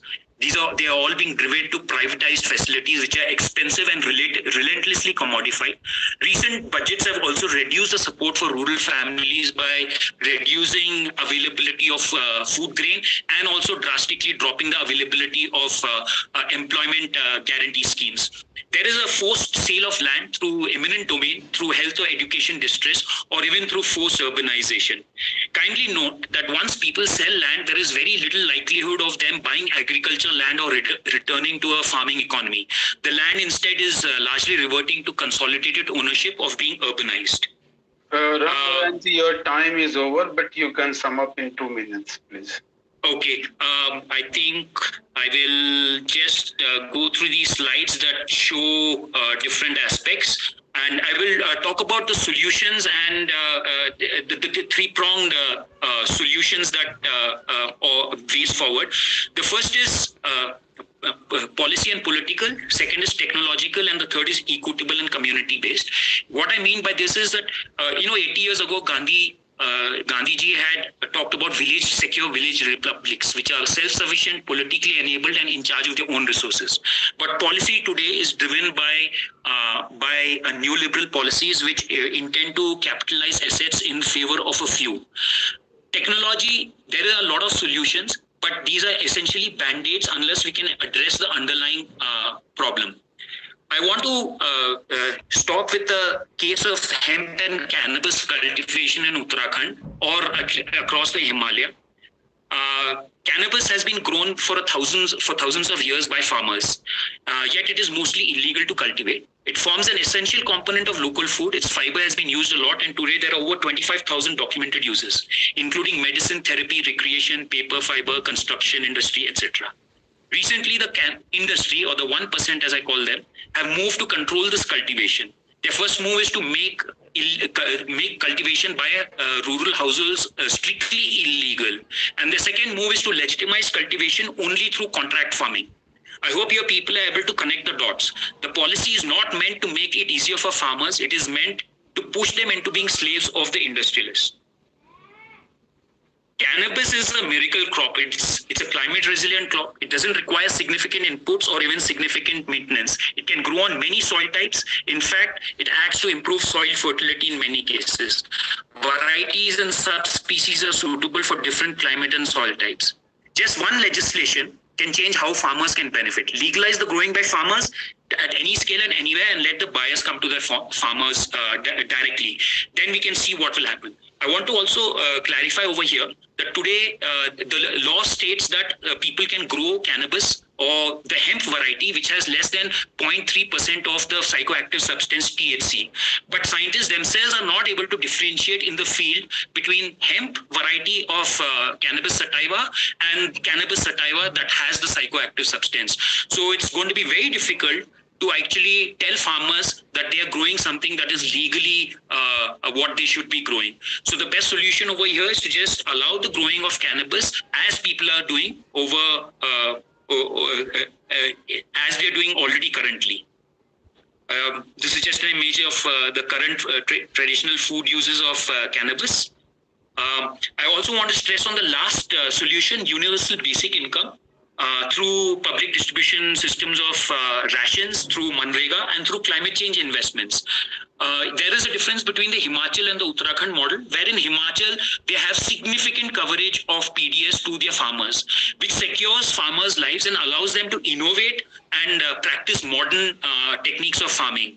A reduction in this means that you're making the farmers vulnerable and forcing them back into a subsistence style and a vulnerable style of agriculture. But recent budget trends have indicated that that the move is to actually reduce support to farmers rather than to increase it for them. Agroforestry and crop diversification, these are already addressed by some of the others. I'll just share some images of mixed agriculture, polyhouse, fenced agriculture, as well as high density farming. Value addition and direct marketing by farmer groups and cooperatives or farmer federations to take out produce from large retail chains and to enable local farmer groups to control value addition and processing. Of course, also regeneration of forests and protection of forests and water bodies, including strengthening community forests in Uttarakhand panchayats. Yes, conclude, please. So I'll just, I'll just finish with this. Sorry for rushing through, and thank you. And I look forward to any questions that you may have. Yeah, it's a great intervention you have done, Narendranath ji. Thank you very much for your being on time, almost 2 minutes over. Okay, so from Indian Himalayas now we again move to other country, and that country is very well known country. You all know about this country. This is Ukraine. So we have the presentation on the impact of military operations in Ukraine on the world food market, and it will be delivered by Dr. Alla Peshenyuk. She is associate professor at the Podilya.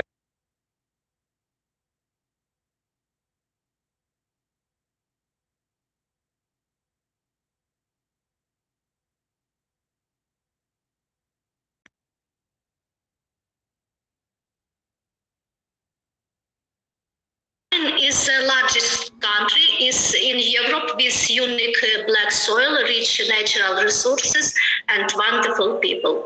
These factors have always been attractive to invaded who have tried to conquer our people in all historical periods. The history of Ukraine is a continuous struggle of the Ukrainian people for their right to life on their land. Slide. Can you do it in a full slideshow mode? There is one button on the bottom. Just click that. You can see my presentation? We can see, but you click this slideshow mode. Slideshow. On the bottom, you see the right side. No, Dr. Hasrat. Okay, you just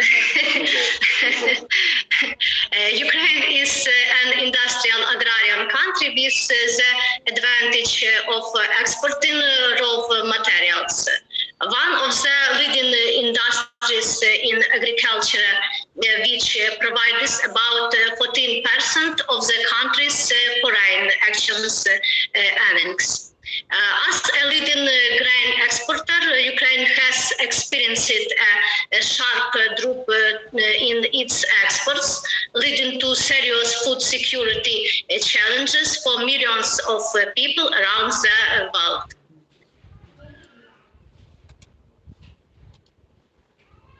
According to UNI report for 2022, 2.3 billion people in the world suffer from food insecurity. 45 million children in the world under 5-year-old are exhausted.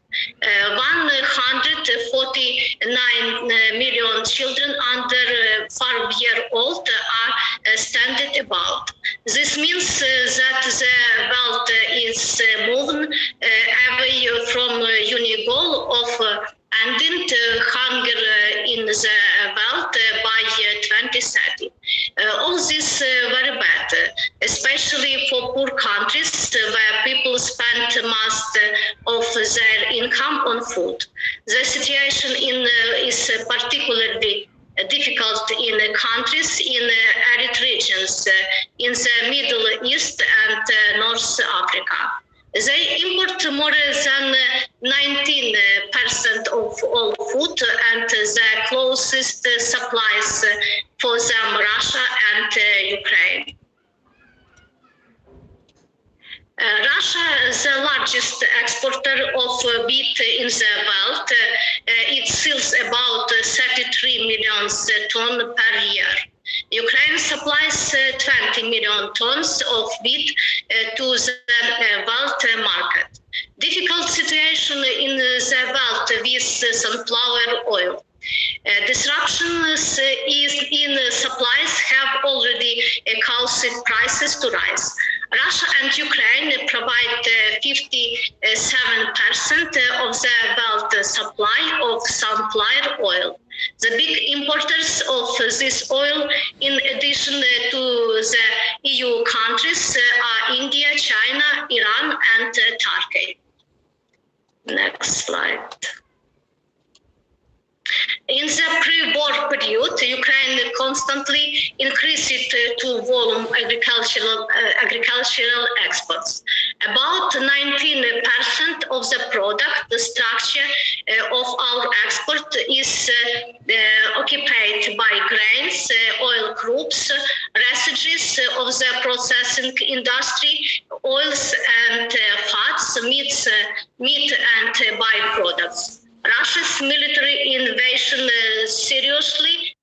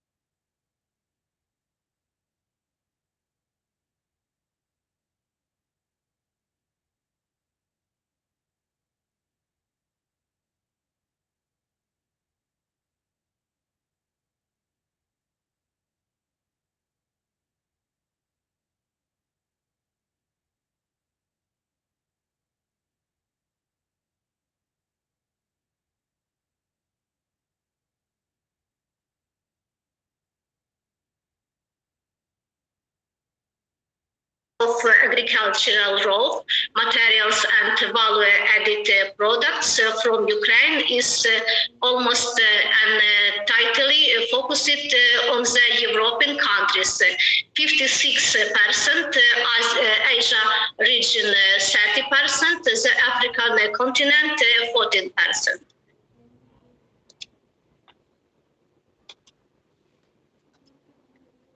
Today, about 40,000 farms operate in Ukraine. Small and medium-sized producers produce more 18% of agricultural products, of which up to 30% is used for the domestic market and up to 17% is exported. Part of the farm suffered as a result of the war. They have been destroyed or are under occupation. Some of them are forced to suspend work.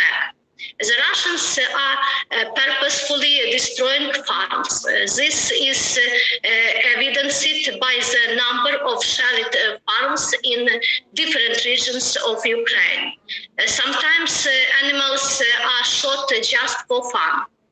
As a result of the Russian war, 15% of all livestock in Ukraine has already been destroyed.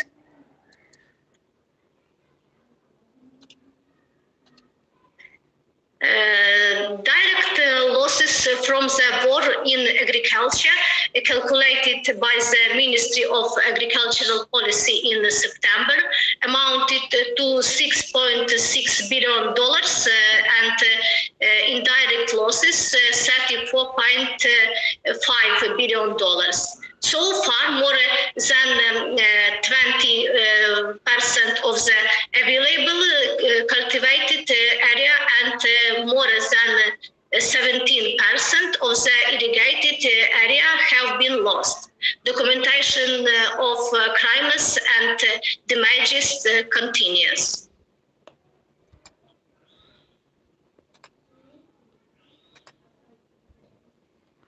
According to preliminary forecasts of the Ministry of Agrarian Policy and Food of Ukraine, the sown area in 2023 will decrease by 7 million hectares compared to the pre-war figure of 29 million hectares.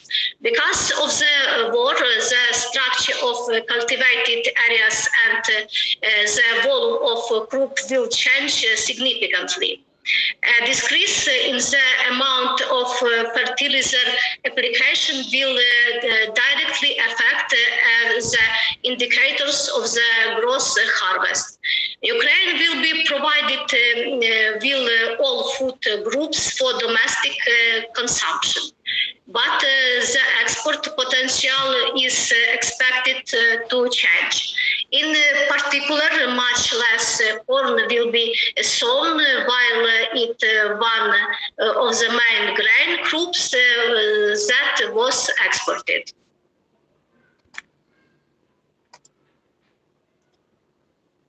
Ukrainian farmers had a very difficult season to agricultural work.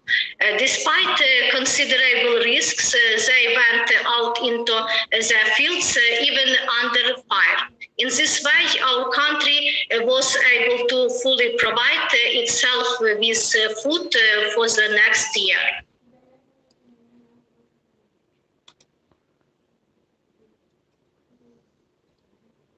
A key logistical problem at the start of a large-scale invasion was the blockade of sea ports. Given this, it was important to reorient Ukraine exports to alternative routes. Thanks to European partners, the Path of Solidarity program was launched. In Ukraine, due to the operation of the grain corridor, the situation on the grain market improved, but the state lost at least $1 billion in the form of wheat collected by Russia in the occupied territories. According to NASA harvest, almost 6 million tons of wheat were collected from territories not controlled by Ukraine.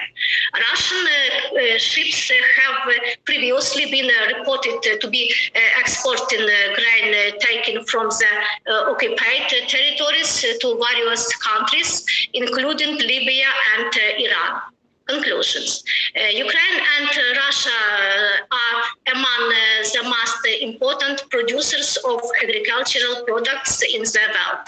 At the height of the current crisis, production and therefore exports of two major food exporters have been disrupted.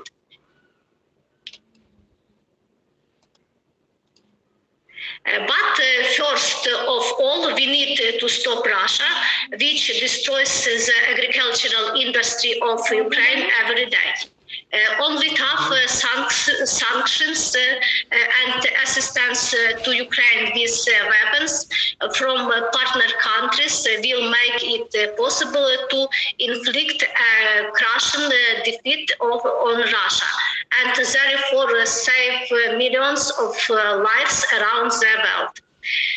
Otherwise, Russian terror will be continuing, particularly through the food crisis and blackmail by hunger. Thank you for your attention. Good luck. Thank you very much, Dr. Allah. It's very interesting presentation you have done. and you have really sensitized all of us what is happening with the agriculture production and the farmers and the livestock in your country because of the Russian war imposed on your country. Thank you once again. Now we move to again to South Asia, where Ms. Nusrat Yaqub is waiting for her presentation on Kabul-Indus Shared Water Treaty, a regional dichotomy in South Asia. So she will be highlighting this water governance subject from Afghanistan and Pakistan perspectives, including India. So Ms. Nusrat is a PhD scholar at the Department of Economics in the University of Karachi, Pakistan. She is also the member of the UNESCO Water.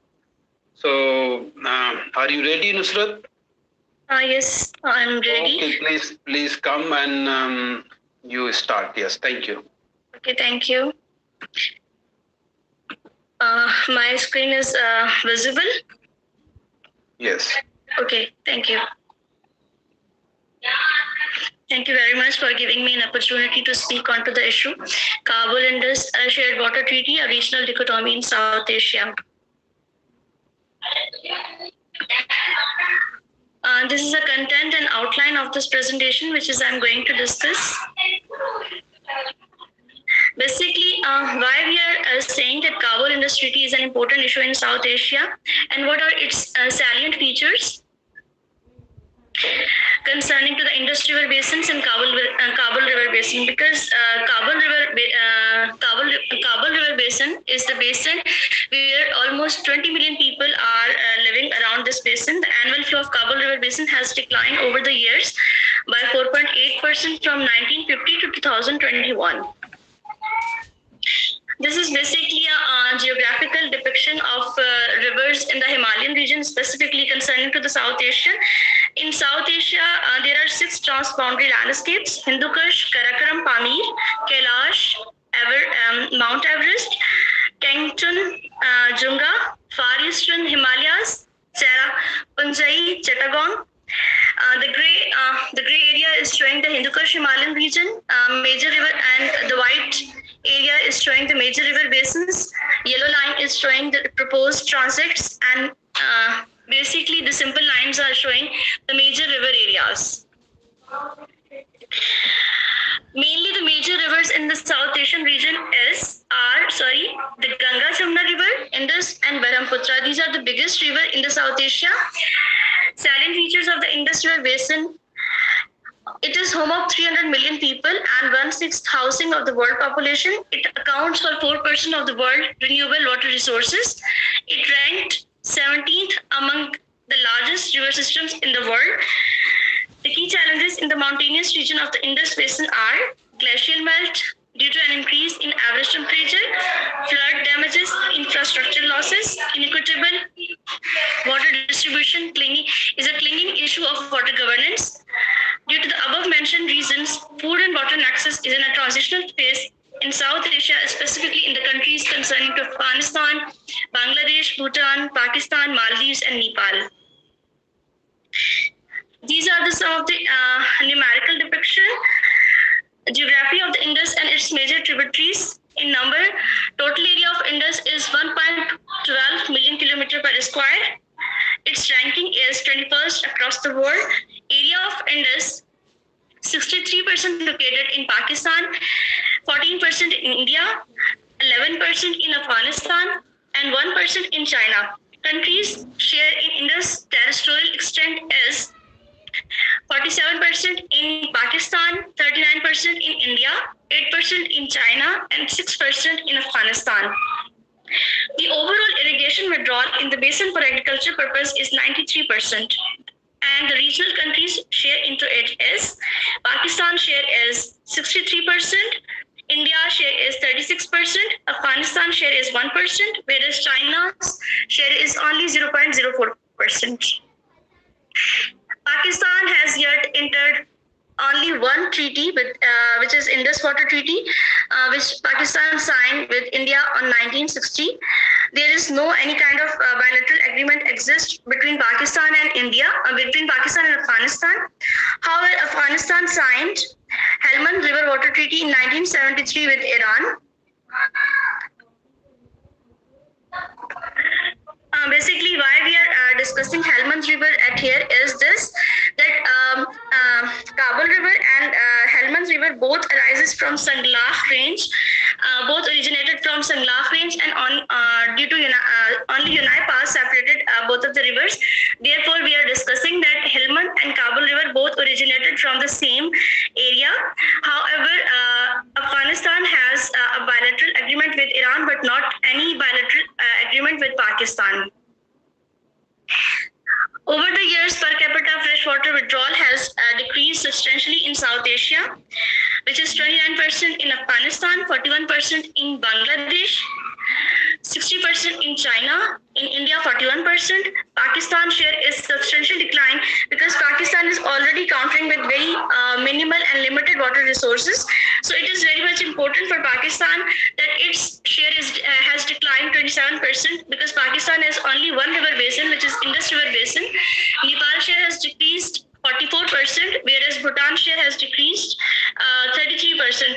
But the notable point is this, that still Bhutan freshwater withdrawal is up to other countries, because it is not decreased that much proportionally as compared to other countries of the South Asia. What are the reasons why per capita freshwater withdrawal is important? Because per capita freshwater withdrawal is largely effective because it is why we are taking into account per capita freshwater withdrawal, because due to largely ineffective water governance issues, the water crisis pattern has become skewed, specifically in South Asia. Due to inter-regional power imbalances in South Asia, lack of reliable data is the manifestation of security concerns concerning the environment, food, and energy in the region as per United Nations Water Convention 1997. This is geographical and propositional share of Kabul in this water. Concerning the fresh water, which is surface water withdrawal, specifically in the context of Pakistan, Kabul River arises from Chitral districts and it is formed from Kunar and Sawat region, Sawat River, besides many other small rivers. It passes through 6 urban centers of KPK, then it enters into the Afghanistan and passes along with Jalalabad and Kandahar, and again enters into the Pakistan at Attock, and at Attock district it falls into the Indus River Basin. So it has its share in total Indus River Basin is 20%, although it varies from 20 to 28%. Overall, total Indus water withdrawal or total water withdrawal is 80%, on which 20 to 28% water withdrawal is from Kabul River Basin. Why the Kabul Indus Water Treaty is so vital for Pakistan and for South Asia as well? Because at this time, across the South Asia, water crisis is continuously increasing. Even currently, India has warned to Pakistan that Indus Water Treaty need to be revisited. Pakistan authorities are already saying this thing, that Pakistan, not only Indus Water Treaty is need to be revisited, but Pakistan has entered into the Kabul Indus Water Treaty is also. So therefore, joint actions and efforts are important for sustainable development in South Asia. And for this reason, Indus Water Treaty need to be revisited by taking into account all of the regional stakeholders' concerns and key challenges concerning to climate, population pressure, governance mechanism. Distribution of water must depend on 3 key W's: who gets water, when gets water, and how gets water. Water governance and diplomacy must be a central tool to end regional conflicts to ensure justice, peace, and sustainability through infrastructural design, technologies, and the population's water requirement. Thank you.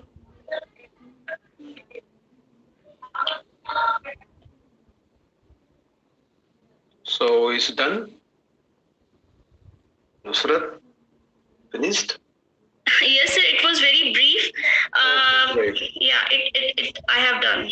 Great. Thank you very much. You are on time. So, dear friend, lastly, we have with us Dr. Om Katil, who is with us as the Senior Global Fellow. He is the lecturer and the program leader with the College of Natural Resources, Royal University of Bhutan. So today he is going to speak on high altitude ecosystem management for enhancing resilience in Bhutan. So he is a very experienced scholar and experienced teacher and researcher. So I invite Dr. Om Katil. Are you here, please? Yes, sir. I'm here, and give me a minute to share my slides. And I hope I'm audible. You are, and your screen is visible. Good. Good luck. Thank you. Okay, sir. So, good evening, everybody, and thank you for your attendance in this seminar. Just give me a second. Let me just take that side. Okay. So tonight I'd like to share the findings from this project where the United Nations Development Program has implemented more than 10 projects in the part of Bhutan, and we were involved in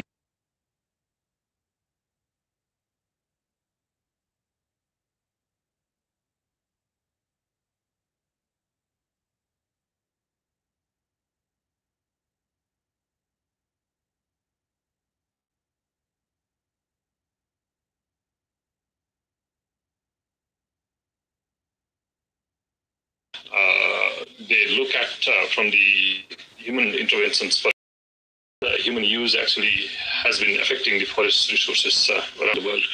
Because, excuse me, this question is important in terms of the Himalayan region, because the significant number of population are depending on the natural resources, the ecosystem services, so to say, that is coming out from the Himalaya. Like forest resources, water resources, etc. And then another interesting part of this region is that it is the biodiversity hotspots, and this is the Isimot publication, and you can see that the whole of Himalaya is actually the light green. You can see that this is the global biodiversity hotspots, and one of the reasons they have stated why this is a global hotspot is that you can see the density of populations in this region. I was quite fascinated by this map that wherever the complex ecosystems are there, the density of population is high, and this tells us a lot of stories about ecosystems in this region. And when we look at this socio-ecological systems, there are so much of processes and functions where when humans are involved in extracting resources from the ecosystems, what happens is it affects structure, their functions, and then in turn it affects the different benefits that is available to humans, like food security, water security, and many others actually. And from this perspective, the United Nations Development Program came up with the idea that this Himalayan region has many different types of ecosystems. These are exposed to different types of factors that is affecting them, since they are geologically fragile. And then when humans are modifying the ecosystems, it will actually reach to no point return, so it has to eventually collapse. So why not we do something, and then so that we can develop the resilience of the communities? And they come up with the idea that the Satoyama initiatives, which is originated in Japan, the concept of good landscape, resilient landscape, can be implemented in Bhutan. So they come up with the project that the Community Development and Knowledge Management for the Satoyama Initiatives project in Bhutan. And looking at the ecosystems in Bhutan, or one of the ecosystems in Bhutan identified as vulnerable and fragile was the extreme eastern watershed.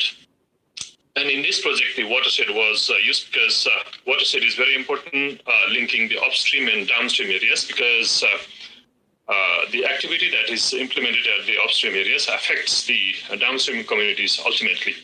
So in the upstream, you can see this one of the communities in the eastern Bhutan, extreme eastern Bhutan, and their dependency is significant. They depend on the grazing, the livestock rearing, extracting resources from the forests, and their life is actually circled around the natural resources, and it is by high altitude they cannot do farming, crop farming, so they have to depend on the migratory herd grazing and other activities related to the livestock in the high altitude. As you can see that the livestock is a major actually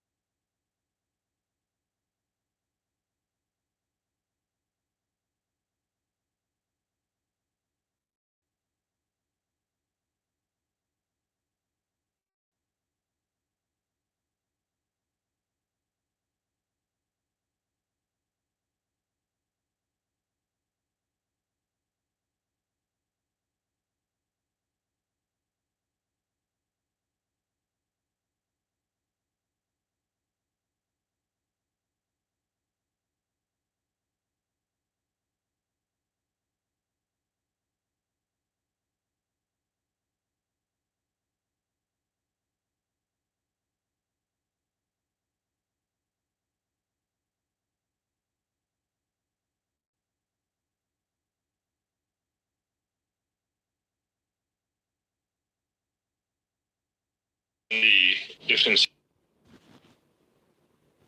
This person is looking at how the breeze was actually washed away from that, and then how villages in that region was actually disrupted.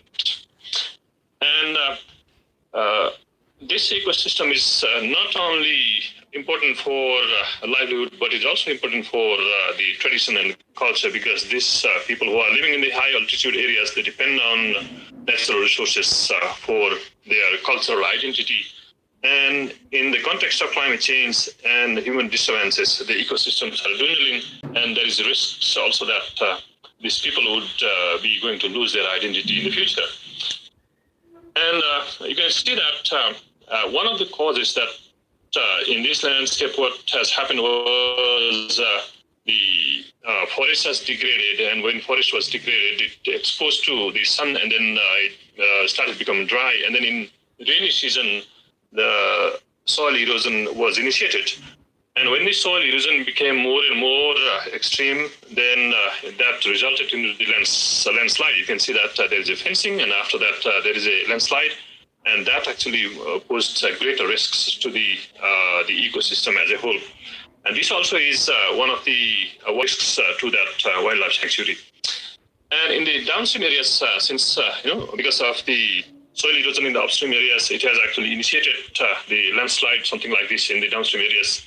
Here it is not looking so prominent, but I couldn't take a exact picture. But then this landslide has actually posed a big risks to the settlements who are living in the downstream areas. And this is one of the things that we were traveling to this area, and then we had to turn this car and then keep it there. As you see that the road has been completely washed away by the soil erosion in the upstream areas, and that has resulted in the landslide in the downstream areas. And in the downstream areas, one of the things is that you can see this beautiful rice fields, and this rice fields is actually threatened by those soil erosion in the upstream areas. And the activities, what UNDP has proposed is that you can see that let us divide this, the landscape into different grazing areas, non-grazing areas, because one of the factors they have identified is the grazing areas. And grazing is so much so that it did not get, the ecosystem actually did not get time to regenerate themselves. So in order to experiment, why not fence it, vulnerable areas, and then keep it open for other areas so that people keep on grazing, then we can also have a learning. And another thing is that you can see that people use so much of fuel wood because it is high altitude, and in high altitude it is cold. And the different agencies, through different agencies, they have provided with this they call bukhari, where they can burn this fuel wood and heat the homes. And using this bukhari is actually so much efficient because they'll have to, they can use 60% less fuel wood to warm their homes with and without this bukhari.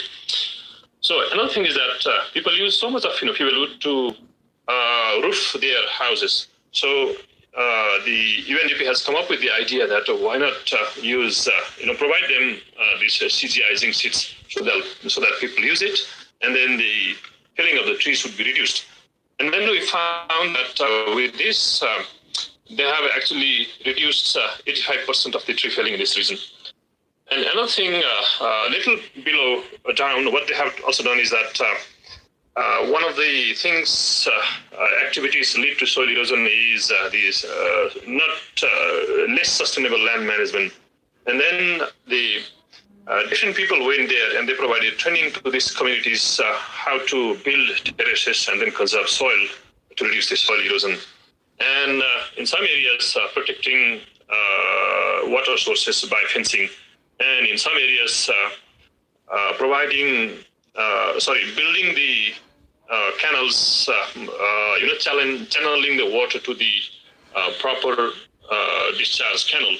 And then another activity was building the embankment, at the side of the river so that the village would be protected. So these are some of the activities they have initiated. And then we found that with this, they have protected, based on the local people's responses, they said that it is 60 to 80% efficient, and they are realizing that how to use these resources judiciously and protect this ecosystem. And just to tell you that we have used this different broad methodologies to assess this. That is, one of the criteria was ecosystem protection, agricultural biodiversity, knowledge, learning, innovation, social equity, and infrastructure.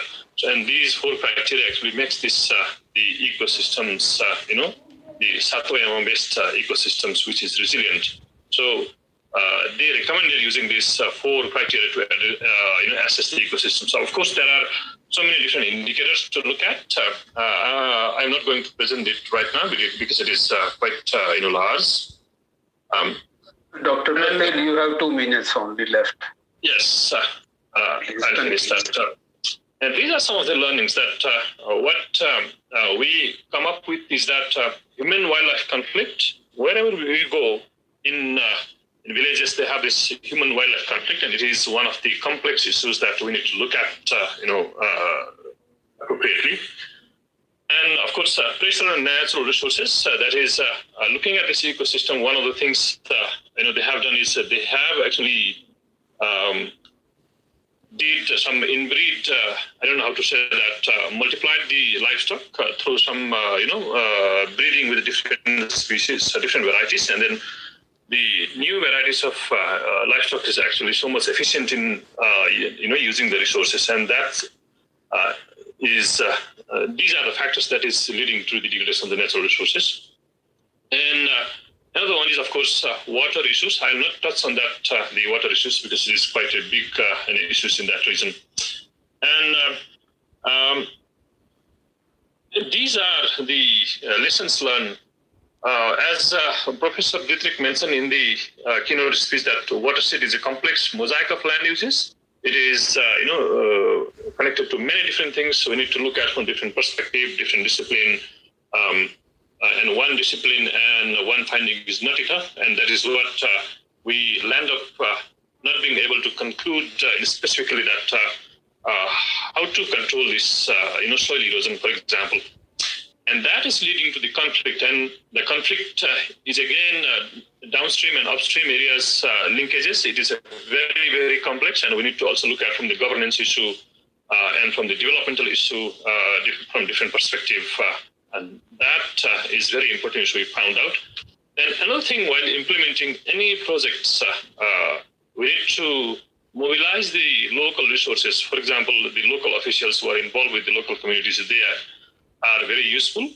And before implementing any projects, we need to consult communities, and then we need to get prior information from these officials and the communities, so that we can design the project better, and we can address the root causes of the issues.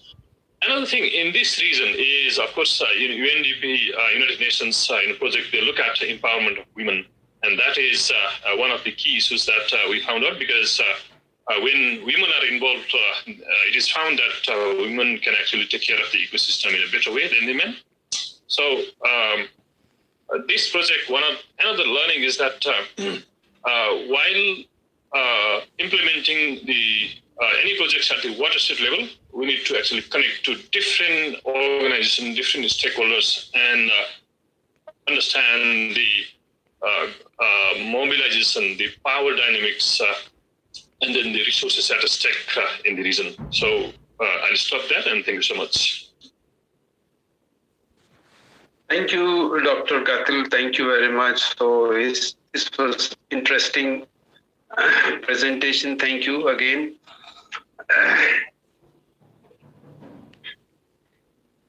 So the presentations from our fellows are now over, and we are now moving towards concluding this seminar. So for the conclusion part, I will invite Dr. Abid Hussain, and let me introduce him. He is a PhD and Master's from Asian Institute of Technology. At present, he is a senior economist and food systems specialist and group lead of socioeconomics and research methods at the International Center for Integrated Mountain Development, ICIMOD. ICIMOD is a very well-known name in the mountain field.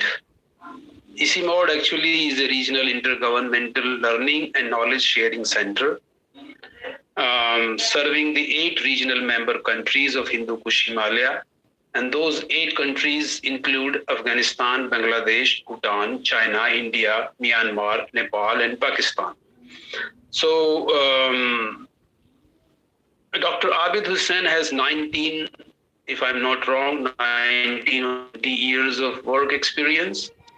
And almost for 10 years, he's with ICIMOD. Prior to joining ICIMOD, he served as the assistant professor at the Department of Economics in the University of Haripur, Khyber Pakhtunkhwa, Pakistan, and also in the Department of Economics and Agricultural Economics at the Pir Meher Ali Shah Arid Agriculture University in Pakistan. As a renowned expert, Dr. Abid Hussain was and is involved with large number of organizations, institutions, global forums, and the groups. Having a very high scored authorship in his credit, he was lead author of the chapter Food and Nutrition Security in the Hindu Kush Himalaya, Unique Challenges and Niche Opportunities, in a book titled The Hindu Kush Himalaya Assessment, Mountains, Climate Change, Sustainability and People. So he is also a contributing author of the cross chapter 5 Mountains of the IPCC report, one of the IPCC reports. So he is no doubt very young, and he is a high achiever in his field. So once again, I invite him to conclude today's seminar. Dr. Abid Hussain, it's up to you. Thank you so much, Dr. Nasrat. So it's really honor to be part of this seminar. So it's internal kind of feeling that I saw my Professor Schmidt. I was there in Asian Institute of Technology as a student when he was faculty member there. Of course, I have my fellow also, Dr. Om from Bhutan. Really happy to see both of you, and really looking forward to see you again and again in future. So as far as this seminar is concerned, the title is very vital. Of course, Grassroots Institute is providing a kind of platform to share learning, scientific learning, and implementations across countries. So I really appreciate this. It's a kind of role what ECMOD is doing at regional level in terms of science sharing and of course implementation. But Grassroots Institute is more focused on science sharing. I really appreciate this platform and very happy to be part of this. So keynote speech from Professor Schmidt, actually I missed because of my official meeting that prolonged beyond the scheduled time. So I joined when Professor Dr. Vishwanath, when he was presenting ecosystem services for livelihood sustainability in the Indian Central Himalaya. So he presented 3 J's. So Jal, Jameen and Jungle are the main local resources for livelihoods and needs sustainable use and management. Yes, it's very important. And almost 80 to 90% livelihoods, particularly in mountain ecosystems, depend on these natural resources. Of course, it requires sustainable use and management. Another speaker, Dr. Sanjay Swami, he presented and highlighted the major issues on deterioration of natural resources and increasing demand for basic needs like food. He revealed the importance of nature-based solutions for sustainability of agriculture in hills in northeastern India. So he presented a case of Zabo farming system of Nagaland. For me, there were 2 levels of nature-based solutions. First one is the macro level, what I assess. That macro level solution was actually forest, water, and agriculture nexus. How good in terms of natural sequence on high altitude forest, then water catchment or watershed area, then in the lower part, agriculture crops are being practiced. It's a kind of natural forest, water, and agriculture nexus. It's very inspiring nature-based solution at macro level. He also presented some micro level nature-based solutions, particularly like that bamboo drip irrigation system. So overall, the key message is nature-based solutions are very important for natural resource conservation, food security, and biodiversity in mountain ecosystems. Another speaker, Dr. Ayman, he presented, and of course I agree to his point, also camel is a future animal as far as livestock is concerned in changing climate and water stresses climate change is causing. He presented case from Sudan. So presented different nomadic systems and their issues and challenges. Particularly, some of the issues are of very high importance. For example, the women have limited financial services and face more challenges in terms of resources and food security. And another challenge, in pastoral systems, are facing the lack of medicinal services, food shortage, water shortage, lack of security, and of course they're facing paying taxes also. The next speaker, Miss Clara, she presented only the one of unique forest, only wild walnut forest in the world, around 47,000 hectares of land. I was really amused knowing this is the only wildly grown walnut forest in the world. So this is state-owned forest, but communities still depend for their livelihoods on this forest very heavily in terms of food, income, and several other services like they also harvest berries and medicinal plants from these forests. So protection and conservation of such forests is very important. These forests are facing issues like aging, and of course, with passage of time, these forests will be facing low productivity, and loss of forest is also on the odds. So very inspiring presentation it was. Then Mr. Ram Narayan, he presented mountain agriculture. So very nicely, it was very impressive. So he mentioned that he actually presented a case from two Western Himalayan states of India, Uttarakhand and Himachal Pradesh. And among the main issues, marginal land holding is a very prominent issue. 70 to 80% farmers are still having marginal land holdings, and women farmers are not considered adequately in policies. Degradation of forests, loss of other commons are the very critical issues. Of course, forest fires are increasing. One factor was very important related to forest fires, that they are mainly human-induced, and very less evidence is available whether they are connected with climate change or not. Yes, this is true. We CMOD are also facing difficulty to see the attribution whether really forest fires are associated with climate change or not. Mainly they are human-induced incidences. He suggested several policy solutions. Broader categories were policy, technological, and of course community-based solutions for sustainability of mountain agriculture. He also presented a good case study of cannabis or hemp, and presented issues and opportunities related to hemp. So next presentation, Dr. Allah presented a very, very vital global issue, how Russia-induced war in Ukraine not only impacting food security within Ukraine, also global food security. So direct or indirect losses caused by this war within Ukraine are $41 billion as per data on September 2022. It's very alarming. And of course, the exports from Ukraine are also negatively impacted by this war. Overall, legumes and grains together, if we consider the exports from Ukraine, 71% decline is observed in exports from Ukraine to other countries. This is itself very alarming because Ukraine is one of the main exporters of wheat and other grains. And of course, the supply chain of these grains in global market is disrupted.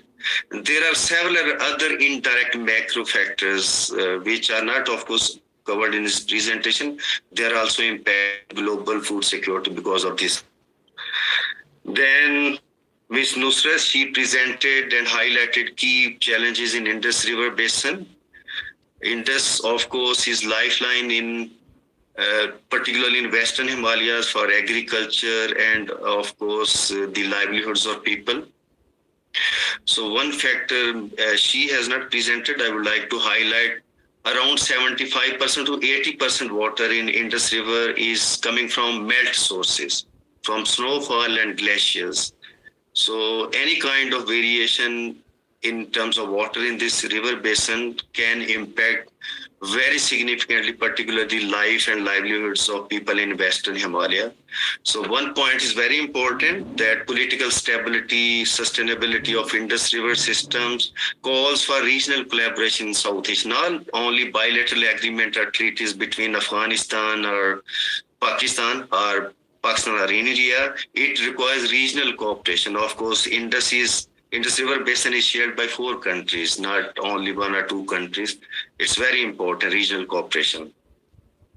The last colleague, Dr. Om, he presented the case of one site from Eastern Bhutan and highlighted that ecosystem services are very vital for livelihoods of millions of people in Eastern Himalaya. He highlighted very key message that enhancing resilience in mountain ecosystems is vital for not only food security, but for water security, income, fuel, fodder, cultural identity, and several other aspects. Overall, we learned from each other. And of course, this fact is validated through this seminar that conservation of conservation and management of resources is very, very important, not only for food, economy, and livelihoods. It goes much beyond. Over from my side, Dr. Hasrat. Thank you very much. Thank you, Dr. Abid Hussain. You have narrated the whole story of the seminar in a very quick time, very short time. Thank you again, once again. Dear friends, now we have to discuss something important lastly, and that is how you can access this seminar after this seminar is over. So let me just share with you quickly. This is an announcement, and later on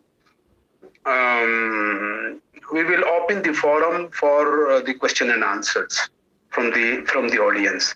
So if you see my screen, you please. Sorry, where is it? Yeah, just to see. This is the website of this Global Leadership Program, Grassroots Global Leadership Program. You simply type here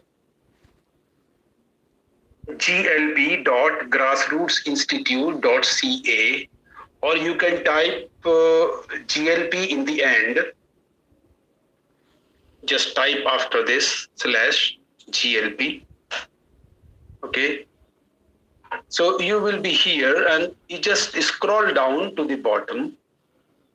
Okay. Here you will see all these fellows who have presented just now. And here is one link. See all fellows. Click this link. And if you scroll down a little bit, here you will find a progress of this particular seminar. Okay, from tomorrow you will see a progress here, and the presentations of everybody will be linked. Not only the presentations, this PowerPoint, there will be the PDF files, but also this recorded video of 3.5 hours, you will also find the link for it here. So you can click the link of this video and you will lead to the YouTube. So you can watch and listen all the lectures once again if you need. So this is just an announcement. Clara, can you just stop sharing for me? Okay, so now we open the forum for certain question and answers or some comments from the audience side. Although majority of the questions are already sorted out, the presenters or the lecturers have already responded to many questions, which had been shared in the Q&A and chat boxes. So we open it for like maybe 10 minutes, right? Okay, then our colleague Najma is waiting for closing and then giving the thanks to everybody. Okay, please. Who will coordinate this? Just see some people are raising the hands. Clara, can you facilitate, please? Okay, so I see the first person, Mr. Sunil Bosale. I'm sorry if I am pronouncing it wrong. One second. And then give the access to all of these for, you have already given. Yes, please don't waste time and just quickly speak.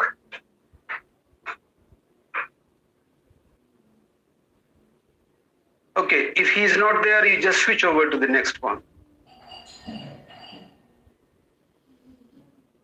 Clara? Okay, Mr. Paul Lalramsan.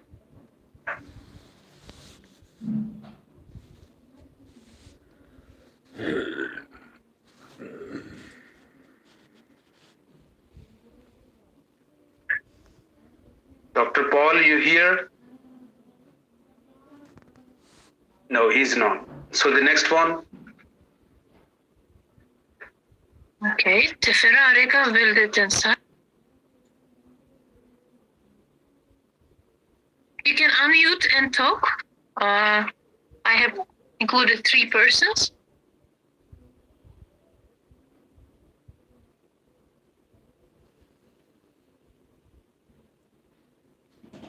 Hello? Please speak.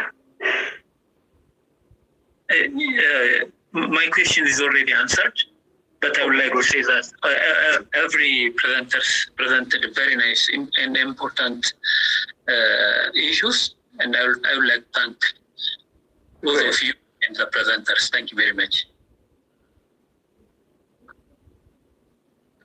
So anyone else likes to speak?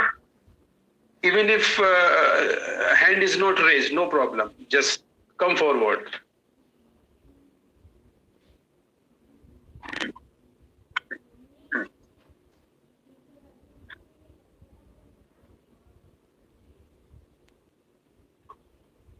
Okay. Okay, so Narendranath Guria.